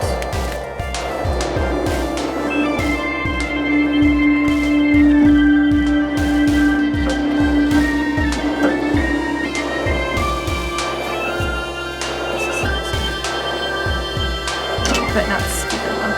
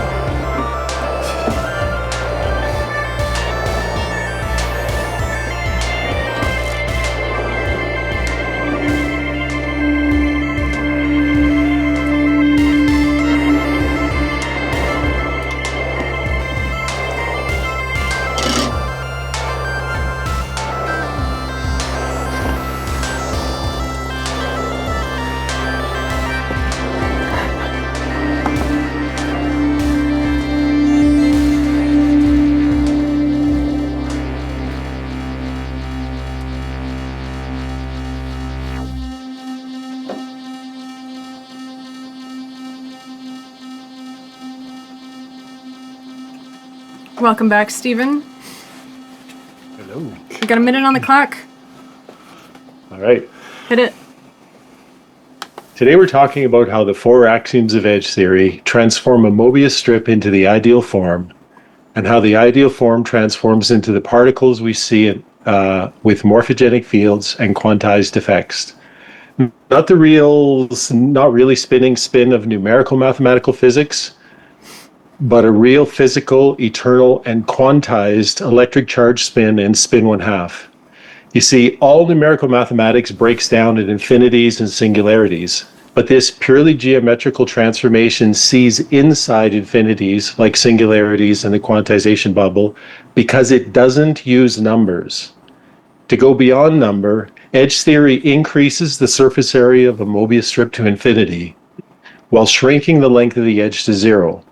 After applying Zeno's paradox as the first axiom, edge theory generates the same particles, forces, and the same effects described by quantum mechanics, but with a rigorous model of real physical particles with real shape moving through a real 3D space. All right. Hey. Welcome back. Okay, so I caught... Again, props to everybody tonight for dialing it into 1 minute. This was almost impossible the first couple times we did this. People have This gathered is great. themselves. Plus, Steven's the master of presentation over here. Look at these charts he does, these visualizations. Beautiful chart. What's the top versus the bottom row, right? You have 2 rows. What's up here? So you have 2 pictures of like the particles the spheres. Okay. Right. What's the top row of the spheres versus the bottom? Yeah. The 4 matter particles flip inside out, outside in, inside out, outside in, which is the exact equivalent of a spin 1/2. And so for the neutrino, just as an example, this is its outside out state where it looks almost exactly like an electron. It just has an additional photon quark. Whereas when the neutrino within edge theory flips inside out, it now looks almost exactly like a photon. So it's actually a photon where the quark in the photon is twisted into an electron quark. So a neutrino kind of is a modified photon within edge theory. And then for all the particles, each one of them has an outside out, inside out state. And that's how it duplicates spin 1/2. Why does the electron have mass compared to the neutrino? Well, the electron has more mass because of the way that each vibration affects the quark. Within the electron, you end up with a lot more spin, which ends up as more mass. Okay, what's mass in this model? Mass is different from gravity.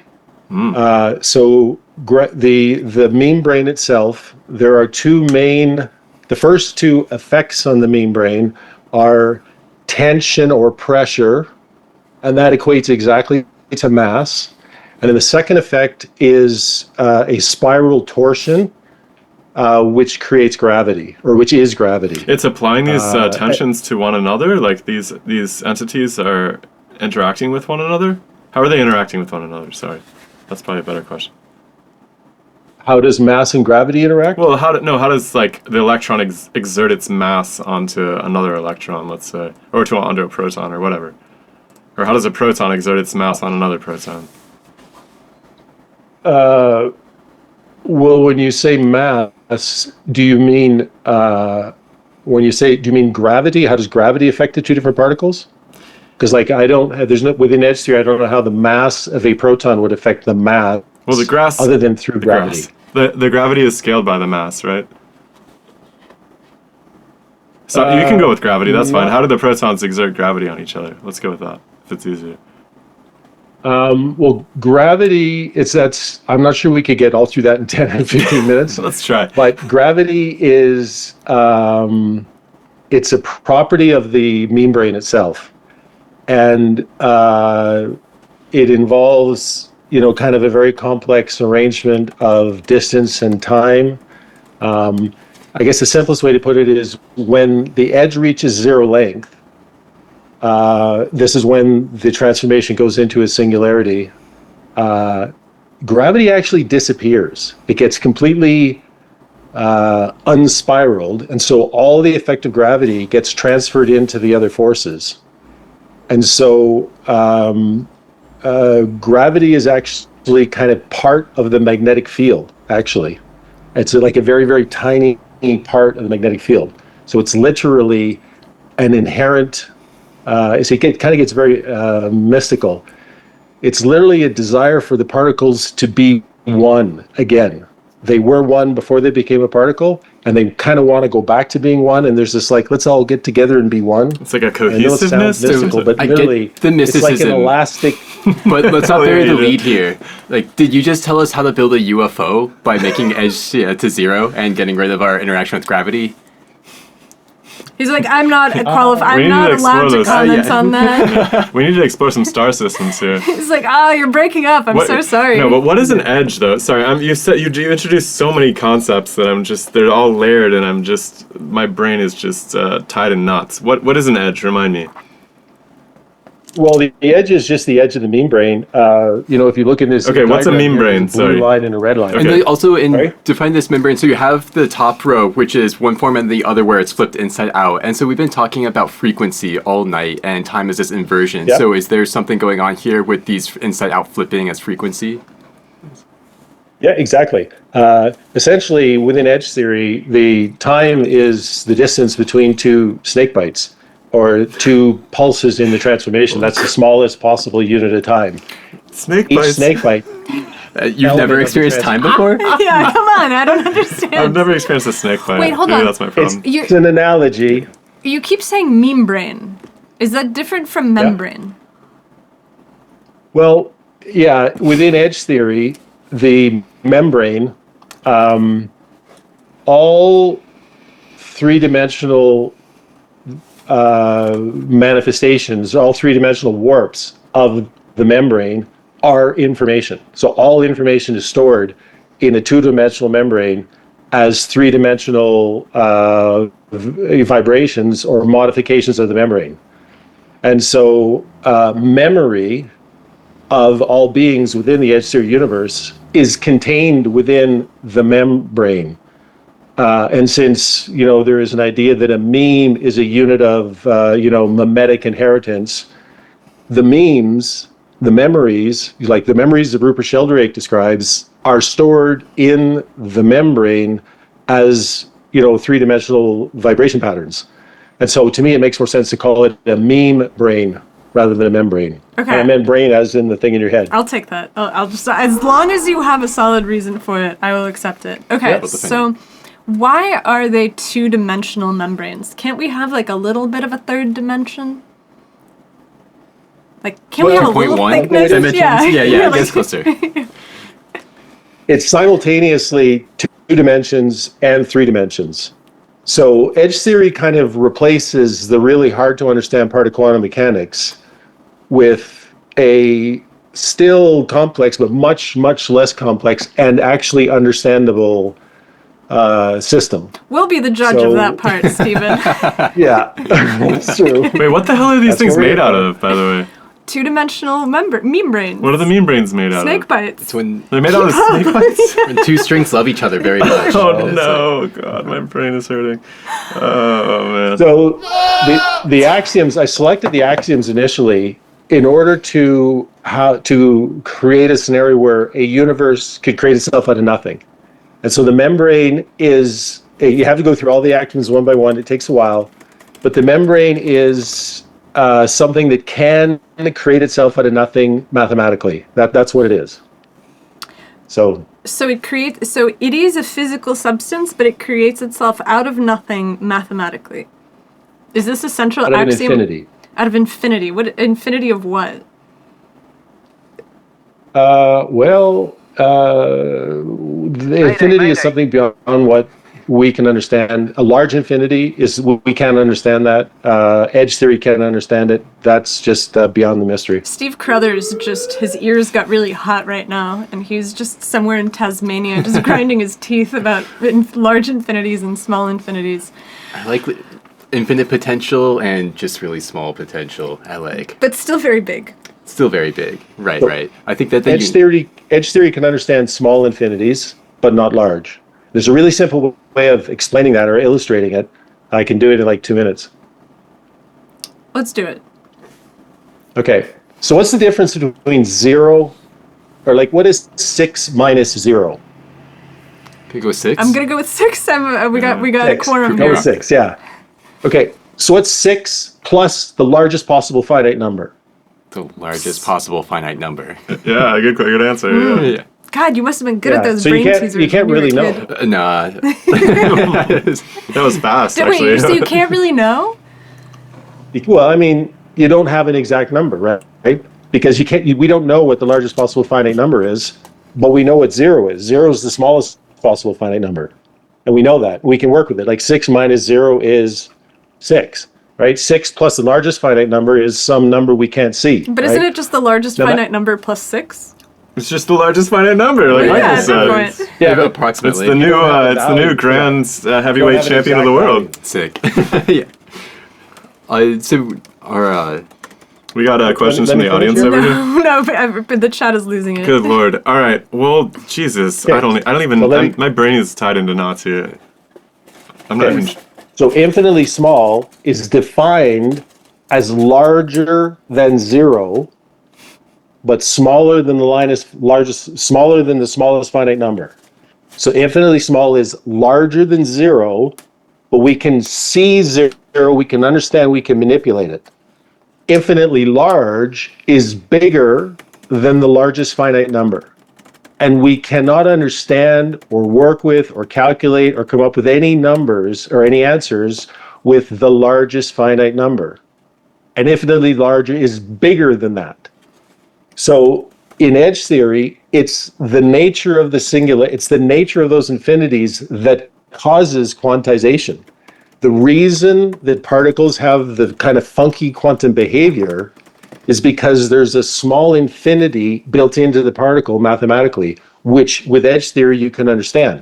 That's why we see quantization at the small scale, but we don't see it at the big scale. So I'm kind of Because we can't see infinitely big. It's too far away. Infinitely small, we can see and touch it because it's bigger than 0. when I hear this, it kind of draws attention to my mind when I'm talking about free energy or like Gibbs free energy in a system or chemical potential. There's a term for like enthalpy and a term for entropy, right? And so entropy is actually on an explicit scale where it's referencing an absolute perfect crystal as a perfectly ordered substance and how far you are away from a perfect crystal. And so in this case, it's kind of like a smaller, like well-bounded infinity. But then energy, it just has no scale, right? It's just kind of like off there. It could be any size. And so is there some parallels to free energy in this way or with your notion of different infinities? Yep. Okay. I'm glad that made sense to Yeah, you, yeah, man. I'm yeah. really glad. God, what do we want next time from this? Stephen, I want you to justify metaphysically why it is possible for the central actor of a theory to be the creation of something from nothing.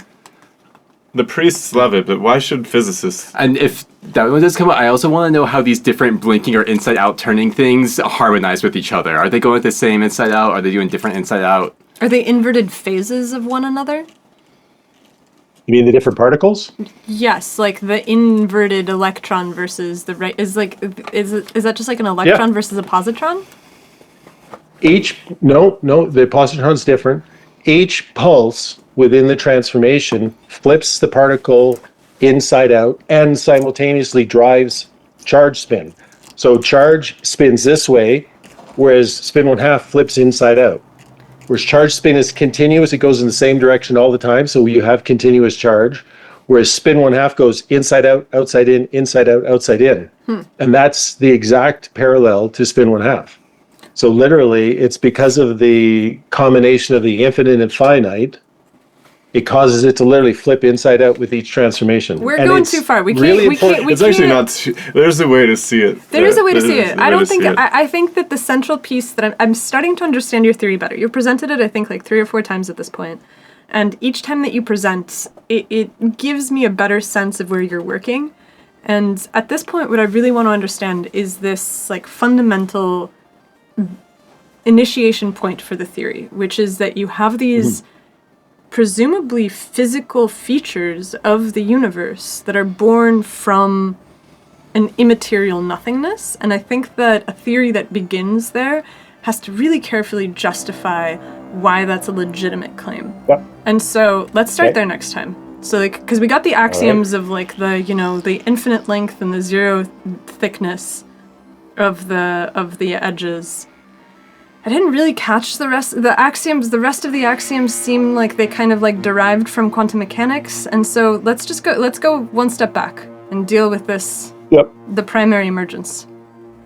To be really clear, they don't derive from quantum mechanics. They produce the same results that we see in the universe that are described by quantum mechanics equations. Doesn't say the equations are wrong. It actually supports them. It just gives a physical meaning to those equations. So, but Okay. yeah. All right. next time. Let's do it again. All right. Thank I'll see you you. next time. Thank you Thanks, so much, Steven.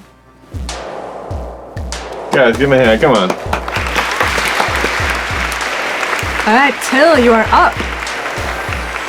And I think Till might be our last contestant of the night. Good deal. Is he still here? He is.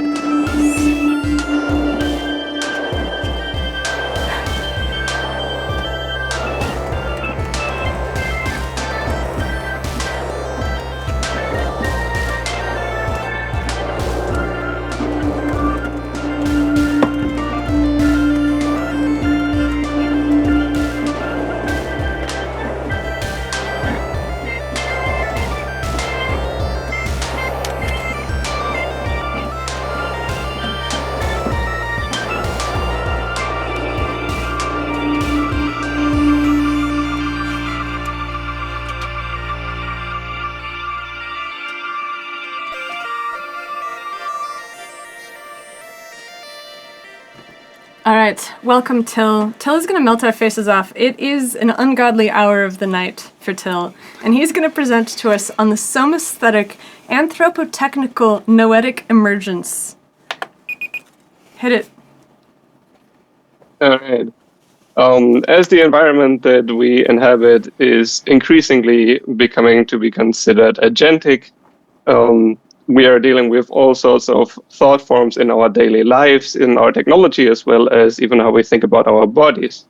And that causes a bunch of psychofauna to emerge in our phenomenological experience, which puts pressure on our sense of self.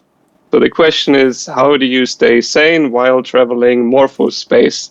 And my suggestion is to build on 4 pillars, which is somaesthetics. Largely, that's the cultivation of learning how you experience with your whole body. Anthropotechnics, which is the feedback loop that exists in us building technologies and those technologies feeding back into how we experience the world. Noetics, which is our experience of meaning, which also includes our epistemology and how we can even experience what's real in the world. And then lastly, emergence, which is mostly to be humble about we can expect the unexpected to happen at various levels, and it's good to keep track of that. Hey, All right. come on, Well guys. done. 1 minute. On the dot. It's good to see you, Till. Yeah, good to see you too. Adam Wasserman asks, what do you mean by agency? I think it's a good place to start. Oh yeah. That's pretty much the core of it, right?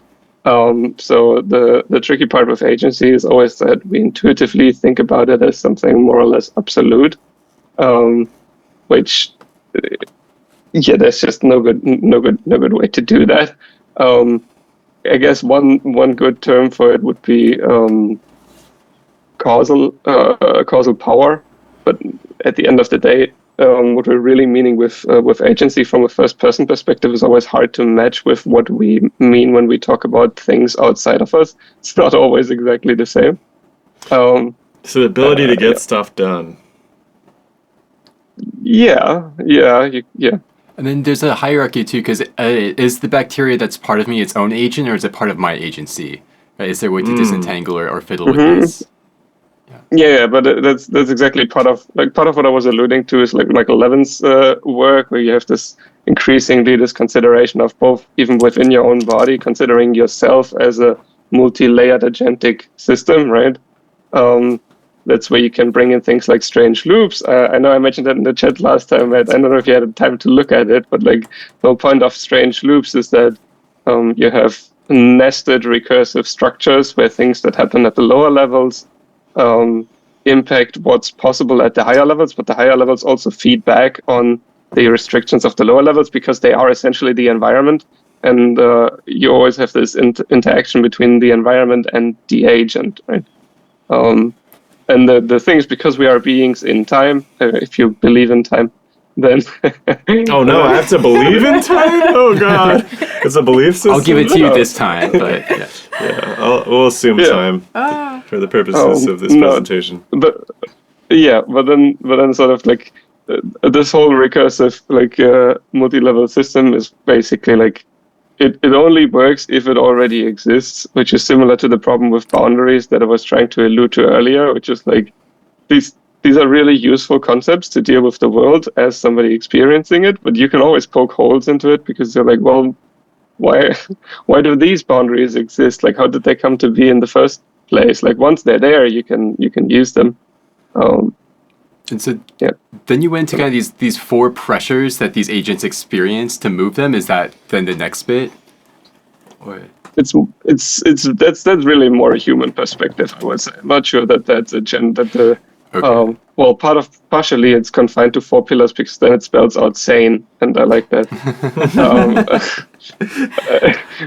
It's kind of missing the ethics, but I also wanted to get emergent, and so it's doing double duty. You could do sane with 2 E's. is that even more humble and more humility? Saney. So I would say it's primarily supposed to be like the origin. So the term concept in Greek really refers to health in body and mind, and like sanity, the concept of like, okay, you're like I think it's more than being a rational actor, because rational has come to mean more like logical, whereas sanity is something a little more holistic, to invoke a term that is very problematic. It's like your ability to participate in the rest of reality with other people.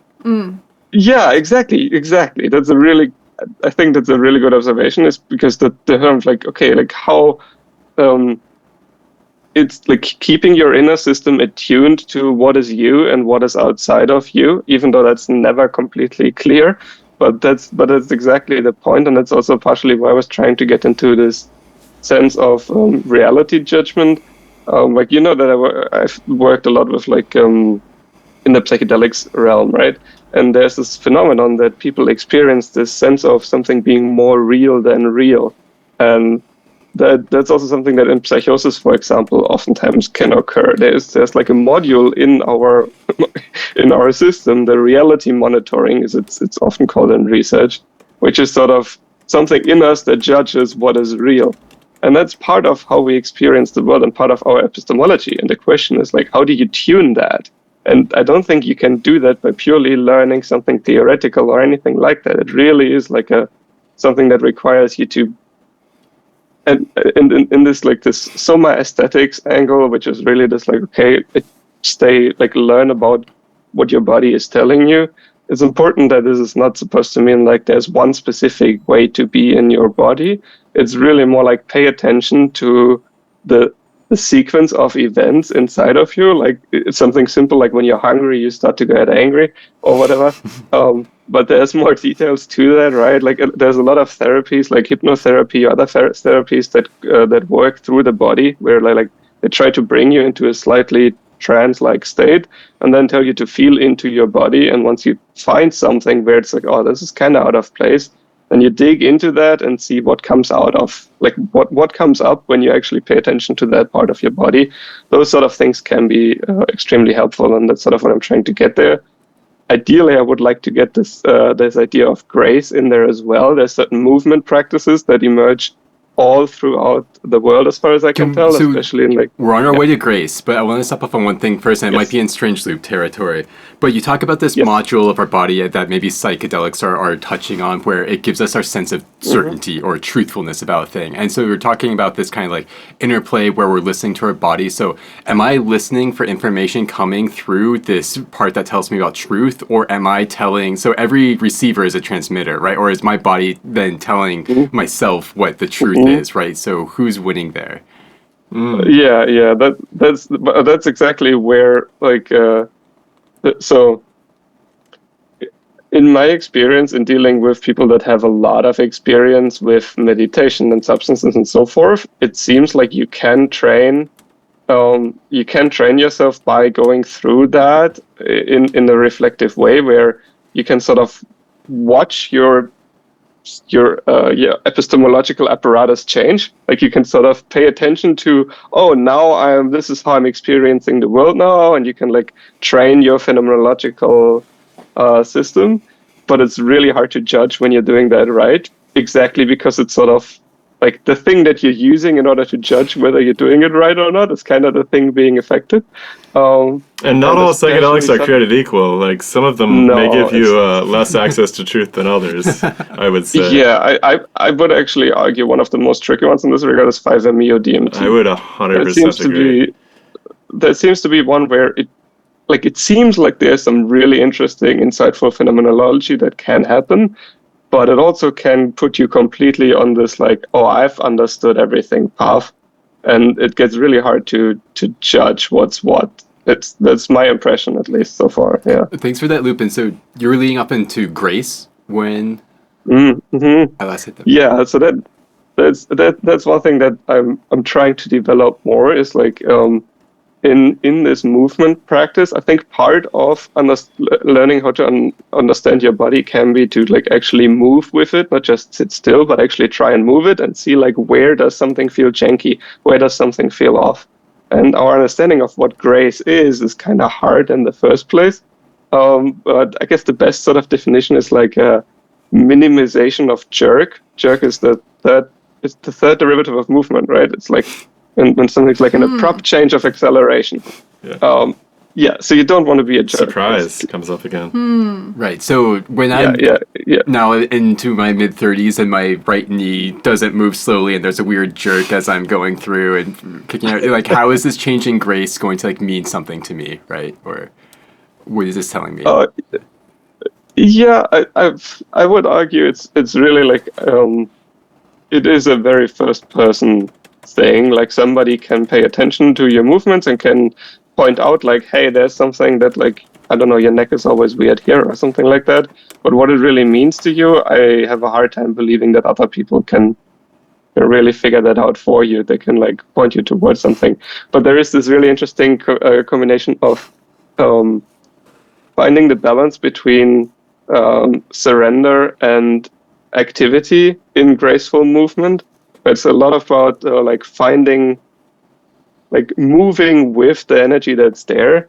And for me personally, there seems to be something about that is somewhat similar to which original Greek philosopher was it that said like science is about carving nature at its joints. This idea that like you want to figure out where. It's resonance. It's like to bring it back to music or something. It's harmony and resonance, right? I mean, resonance is essentially just getting more bang for your buck because other subunits are helping you along, basically. Right, the natural breaking off point of the joint. But at the end of the day, the thing about humans is we are kinky. Like humans like we're stuff jerky. that like it's we do. It's not all harmony. No, we do also gravitate towards things. It's not all beach vacation. Kinky and this. Yes. Okay, great. Yeah. I like that everybody was really preoccupied with the question of like what is agency and not with the question of like what is psychofauna. That just seemed we moved too quickly. You can find some about it. Like I have a lot of this stuff, at least I have a lot of resources on my website. I don't find the time to write properly about these things, so I put enough out there that if people want to follow up on these themselves, they can find the links.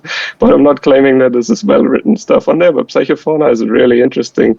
I'm trying to get you to talk to Tanya Luhrmann about that again. The main phenomenon there that I think is going to be really relevant right now, it's an obscure thing, is called tulpamancy. Is this like an egregore type thing for another word? Egregore is larger. Egregore is where you have something. Egregore is a concept that comes more out of the occult traditions, I think, but it's definitely something where it's more like a group phenomenon that takes on sort of its own consciousness. You could consider the Gaia ideas, Gaia consciousness, something like a large-scale egregore. Tulpamancy is something very different. Tulpamancy is something where you intentionally create a second consciousness inside of your own mind, and you're aware that that you created it. But it's like still a pet rock. its own thing. Yes, but a pet rock inside your head. So there's now that you mention it. It actually talks back, and they're running studies on like, can this actually do something with your working memory? Can you pay attention to multiple things? There's a whole. Tulpamancy is extremely interesting. Can I have a friend also have the same tulpa and have that one talk to mine? You can have your tulpa have tulpas. Whoa. Oh, man. All the way down. There was actually really funny. Somebody, there was a screenshot going around from Reddit where somebody was like, sometimes I spend a lot of time talking to ChatGPT and I get a lot of utility from it, but sometimes I'm too lazy to talk to ChatGPT, and I've realized that I can run ChatGPT in my head and ask it questions and figure out what he would say. And somebody reposted it and was saying that we were basically reinventing the bicameral mind from first principles that we have GPT, where there's just this little voice that lives inside your head that tells you. I get my Neuralink. I won't even have to think. And one of the main use cases for AI is companionship. It's one of the main things people are doing with it. I personally don't get it, but it's one of the main things people are doing. And the whole point about it's also from Tanya Luhrmann. She's working with she worked first with like magic practitioners and then more with religious people, especially around how they experience talking to God. Different Christian different Christian groups around different countries as well, India, Africa, and then in the US. It's also really interesting to see how they experience it differently. Some hear them through their ears. In the US, it's definitely in your mind and not from the outside, things like that. But it's all through practice. It's an experience that you cultivate, that you put time into, and you learn how to listen to, now God is talking to me. But once you have practiced it, you actually experience it that way. Tulpamancy is special because they do it on purpose. They know exactly what they're doing. They read literature on schizophrenia and other things, and they write guides, and they know that they are creating an entity, and they don't consider it to be external of themselves. That's the main difference to almost all the other ones, like egregores and servitors and all the other things that are out there. People usually consider these beings in the world that can act outside of them, that have agency outside of their own mind. You would ask them, you would do deals with them, or do whatever. A tulpa, these people know this is just, almost all of them consider them part of their own being. They cannot act in the world without them, but they have stuff going on while they're not paying attention. Like when you're not paying attention, your tulpa is doing its own thing, and it's running on your hardware, so to speak. So are you advocating that we could get a placebo prescribed by the doctor, or we could start to be aware and start prescribing placebos to ourselves? Yeah, there's definitely room to play with that, and to some degree, especially when it comes to the sort of the VR work that I'm doing with Embodiment.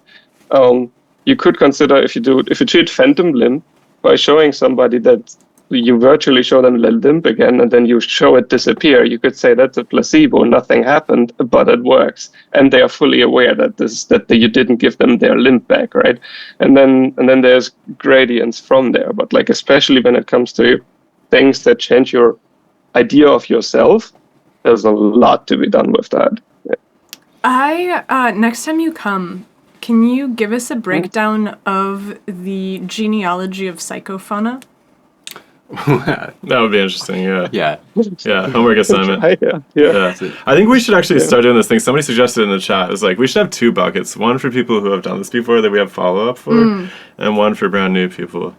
And I was thinking, depending, we can take a vote, but I was thinking it'd be fun to do a new segment for the show, which is blow my mind or bust, because somebody has been bitching nonstop that they've signed up a bunch, they've never gotten a percent. Why don't we bring this person on for like 1 minute? If they don't blow my mind in their 1 minute, we just They're let just them banned go. for good? Yeah, no, they're not banned. No, we're Never not. again. Yeah, we're gonna hunt you down. No, we'll just we won't interview them. Okay, hold on, Till. Before we let you go, you're doing an entire enormous set of very cool things. Where can people find you and follow your work and read more? Mesmerprism.com. Excellent. Till designed with some friends the most incredible visualization program that feels like a psychedelic experience. It's called braincandy.app. Yeah. Yeah, I think that's the website. Yeah, we got things cooking. There's a whole lot more coming down the. And Till's been on the podcast. I don't remember what number, but you guys can check it out. It was a good conversation. It was. Till, it's always good to see you, man.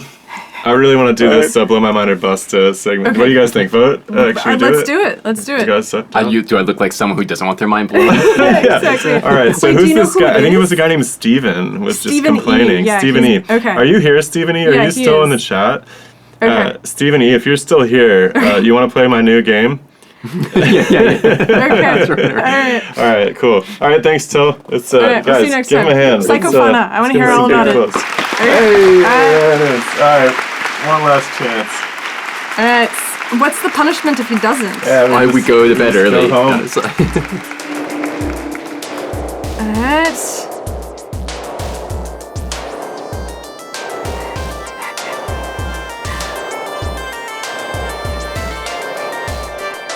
There's a lot of confidence in the chat. I like that about the chat.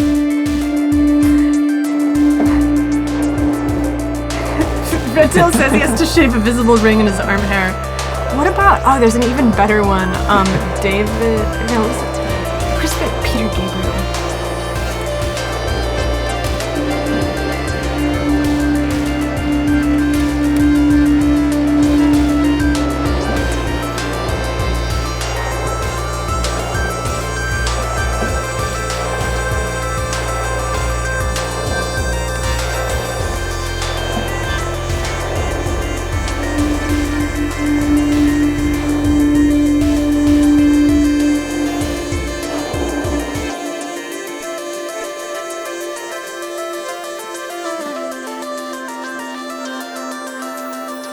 It's gonna be really funny if Steven's tech doesn't work. Oh, he's here, Shiloh. He's here. It's all going. The moment has arrived. Real. All right. All right, blow my mind or bust. The first time ever on Paradigm Drift. You complained loud enough that. I've elected that your punishment, if you fail to blow Shiloh's mind, is that you have to give yourself the Peter Gabriel Genesis haircut, where he just shaved this long stripe into the top of his head. Good unilateral Oh, the decision. anti-mohawk. Yes. Okay. Exactly. I think you could rock it. And then you can come back and present for 20 minutes. No bald caps. All right, dude. Whenever you're ready, Natsu will right. time you out. Let's do it.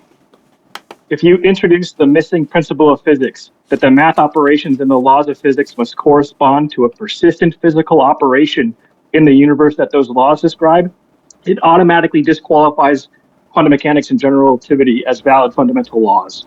This principle forces a recursion on the fundamental law of the universe, which implies that geometry is fractal.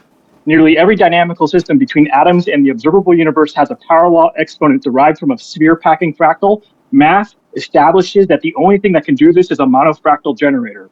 I realize that the dynamics of the universe arise from the fractal and not the other way around. Assuming the fractal scale transition boundary is defined by atoms and galaxies, I was able to derive both alpha and G from the pure geometry. Thus, stars are electrons and galaxies are atoms. Strong. Yeah, the last 2 seconds. Really, I'm gonna be honest. You had me at physics. Math should correspond to physics. Physical reality. I'm different. The last 2 were. That was good too. Galaxies are atoms? Yeah. All right. All right, wait. Let's start with the things I can absolutely agree with. So yes, it would be really nice if physics was rooted in physical actors doing things.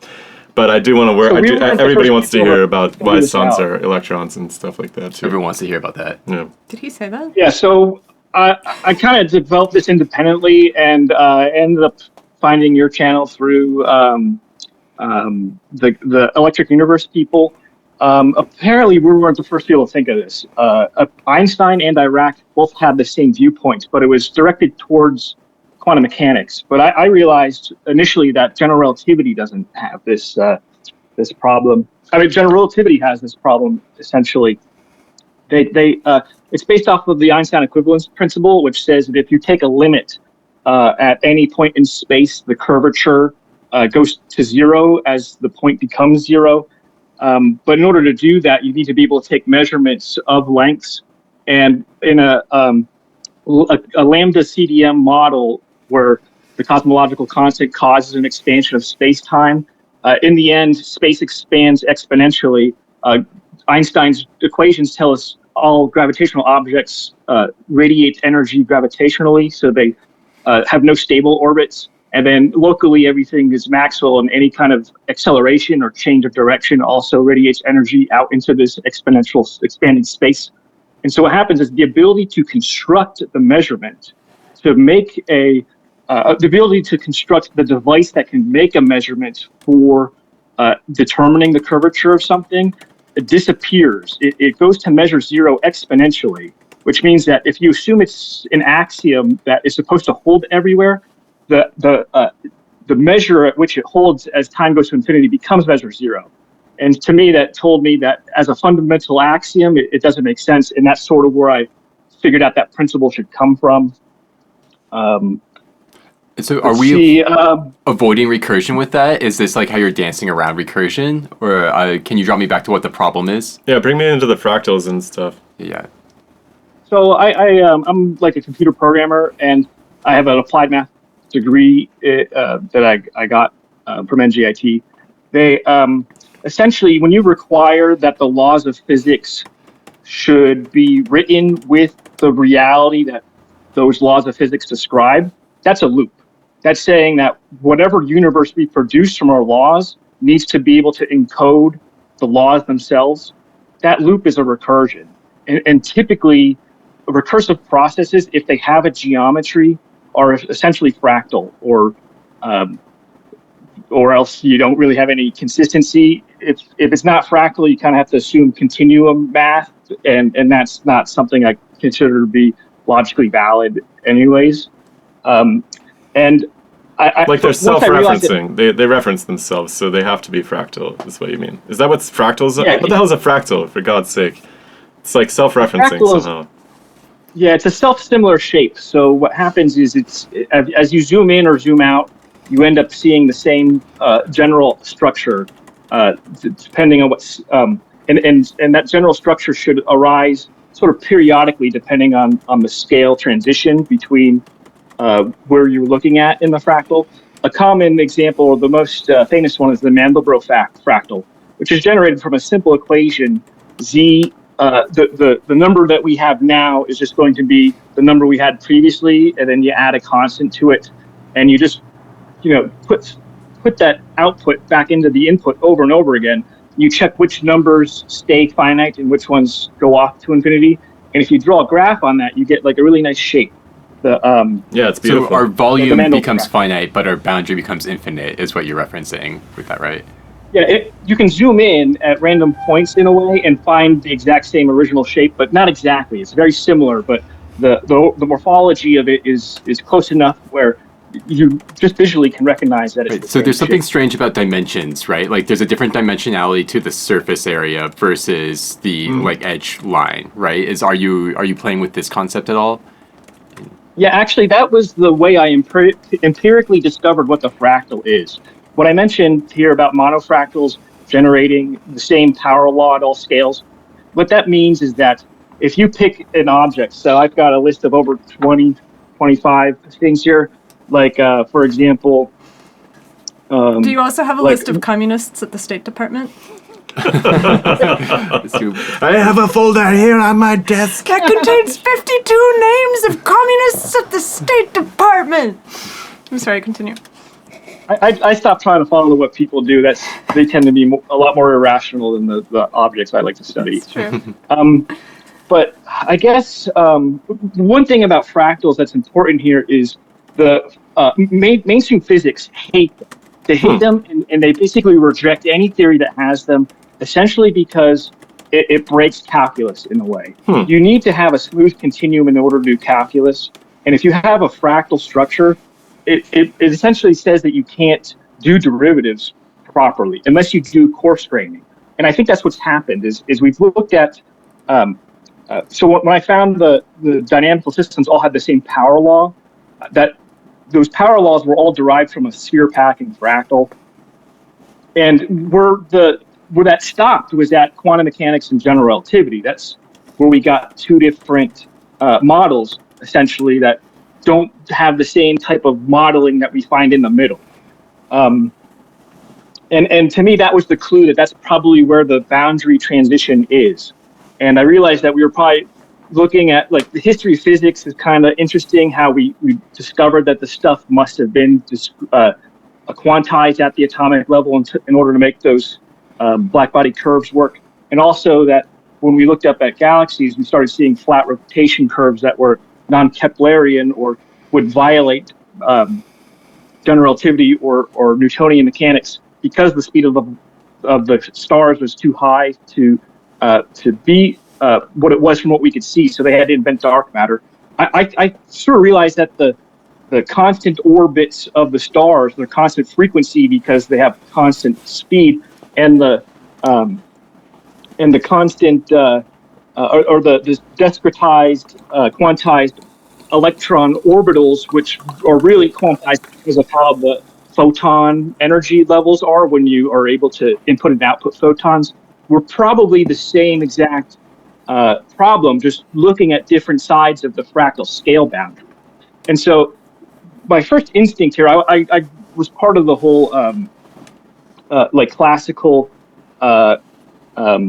general relativity, quantum mechanics stuff. Like I grew up in applied mathematics. I believed in black holes and all that stuff. So my first intuition was to say, hey, let's use magnetohydrodynamics, which we know Navier-Stokes is able to represent quantum mechanical wave equations. We learned this in, I think, 1927.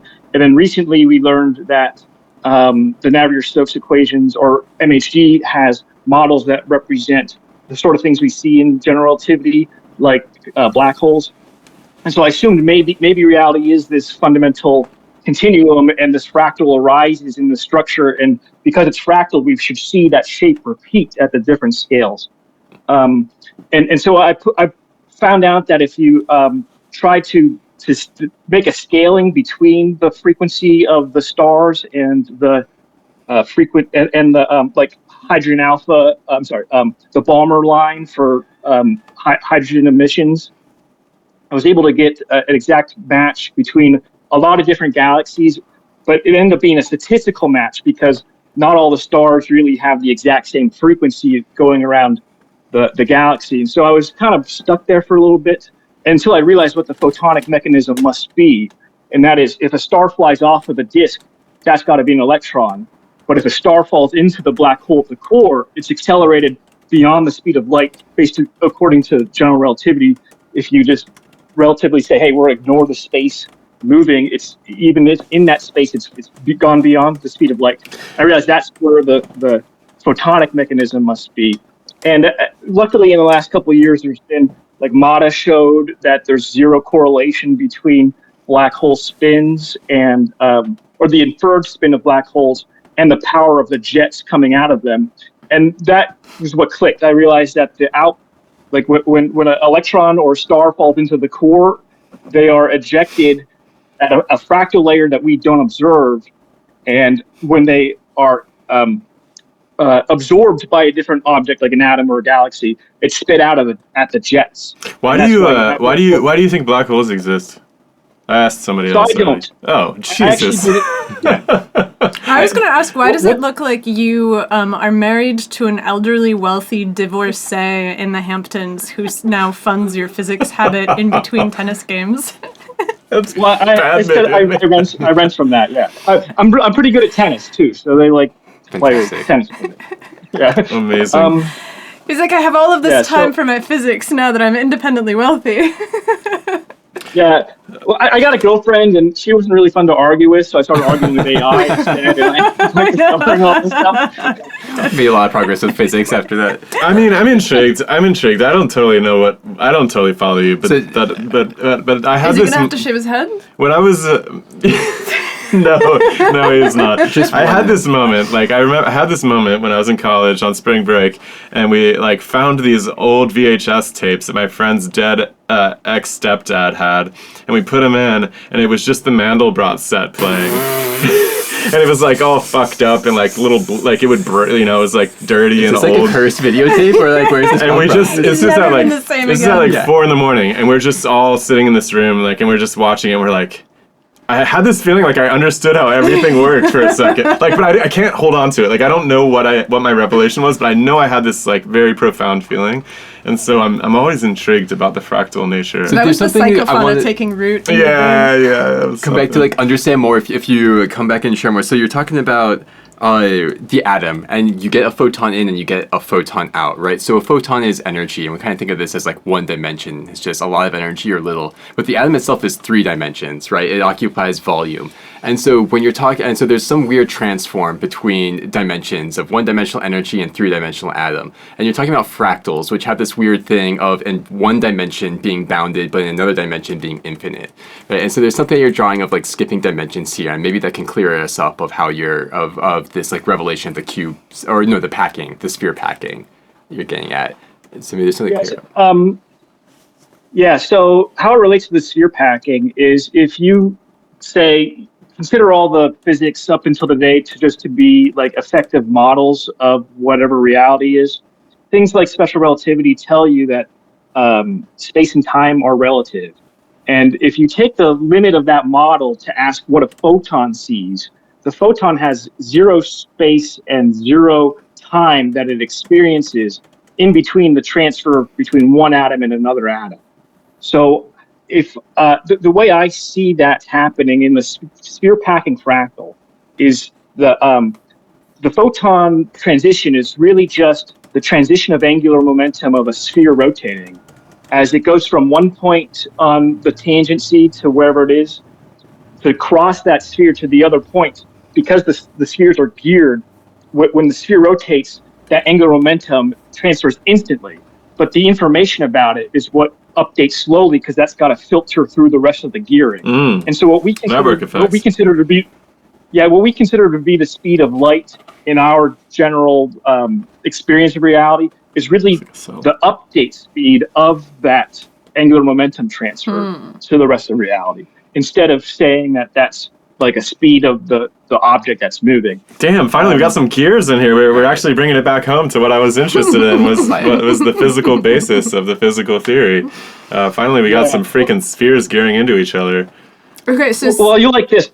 One of the things that really upset me about general relativity and not allowing fractals space-time is that if you take like 4 reflective spheres in a pyramid, if you shine a light on them, you get something called a Wada basin, which is a fractal shape that appears on the boundary that I can just demonstrate it right here. Oh man! I take this sphere, can kind of see in there that there's like a place where all the light can get like trapped in a way, and I don't know if but I wish I had the a way to show this. Terrence It's Howard. really cool. If you look in real life next time. Terrence Howard's ears just started burning. Right, isn't this a Penrose Nobel Prize or something? Yeah, there's like shapes that reflect off light. So you're saying that there's basically this weird space on the inside of the packed spheres that traps all of the light?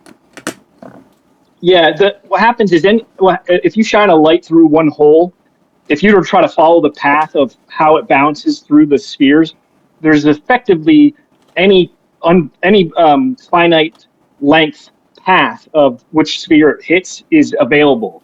It's been shown mathematically to be the case. And so what I thought was if we had 4 black holes split stacked like this, that Wada basin would appear in this curvature of space-time. You don't even believe in black holes. What are we talking about? So this was like how I got to that point where I was like, general relativity's got something fundamentally wrong with it. And what's neat is this is the generator for the fractal theory. If you take that empty space here and you put another sphere in to fill that void, and then do that with all the other voids, you can fill space with these spheres. And once you start to spin one and require them to be geared, it's a computational problem. And there's certain things you need to do in order to make that a computation to be essentially be valid, or to be exponentially consistent, where you're not like dropping frames in a way, like from a computer programmer perspective. And the way I thought of that was like, you have to consider the surface of the sphere, the rotation of the sphere, and where that sphere is, or just like the radius of that sphere. And if reality is nothing but a fractal sphere packing, then there is no fundamental ontology of numbers. There's no one, there's no two, it's just the rotations. And so the one thing that every sphere's got a different radius, but they can't agree on what that number should be. The only number they can agree on is pi. And I realized that if you were to take that... You're getting dangerously close to having to shave your head, bro. Wait, so the world's built out of spheres. What are the spheres made out of? Just goop of some sort? So I model it with the spheres. I personally believe that the spheres are built out of atoms, and so it's actually the definition that atoms are galaxies and stars are electrons is what generates the actual dynamical system, and because they all tend to accumulate into spheres and still do the same type of angular momentum transfer, that modeling it as a fractal sphere packing is the best mathematical map I can make for that. Okay, So, I think we're gonna have to talk about this one over dinner. Do one piece at a time. You've laid out this like massive framework. The next time that you come, pick a single do like stars or electrons. Or do galaxies or atoms. Like, dive into one of these pieces so that we can kind of handle it. Because you're trying to give us everything at once. And I'm like, you got a stack of papers there, I can tell. You could go for the next 5 hours. My favorite one is dark matter halos are the electron orbital probability distributions. It's kind of like an F orbital. I would not. I mean, spherical harmonics all the way down, man. It is a fractal system. Yeah. I think you're right about that much. All right, well, now you've got to present. Finish your thought, The dark matter is just the next lower layer down. Yeah, if we have hydrogen here, the next lower layer hydrogen, which is well below the Planck length, would be what dark matter is made out of. It's the interstellar medium, and that means that dark matter should coalesce into its tiny stars, which are electrons.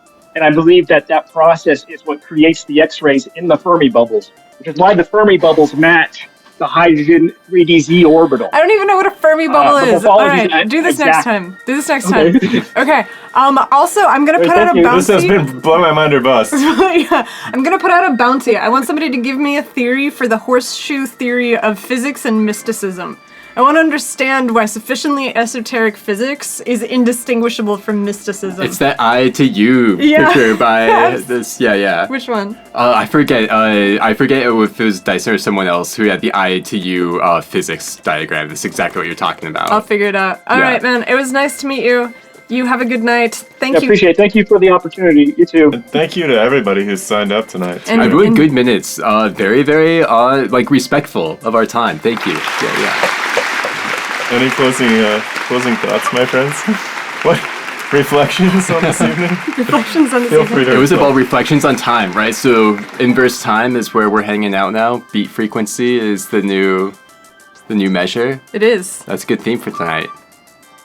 I mean, I think every time we run this, we have an entirely clear theme.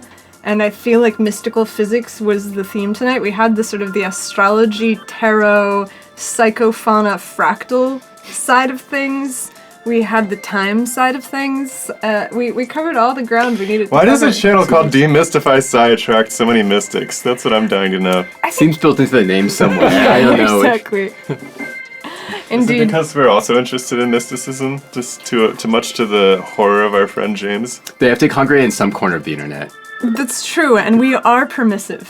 Like, we are, in general, we allow these sorts of things to flower, and that's what you get. You know, it's like how we have all those nettles in the yard. You let one nettle flower, and next year you have a sea of nettles. No, and I feel bad killing them, too. I know. All right. Play us out, Shiloh. You got any last words before we go, Michael Hughes? I looking forward to all of the flowers that come out of the group. Yeah. No killing the nettles here. It's good. Excellent. I would argue that mysticism is a source of inspiration potentially for revelations that can be rationalized later. I think that's in the morning. Work. That's in the morning. Yeah. All right, we'll get to it.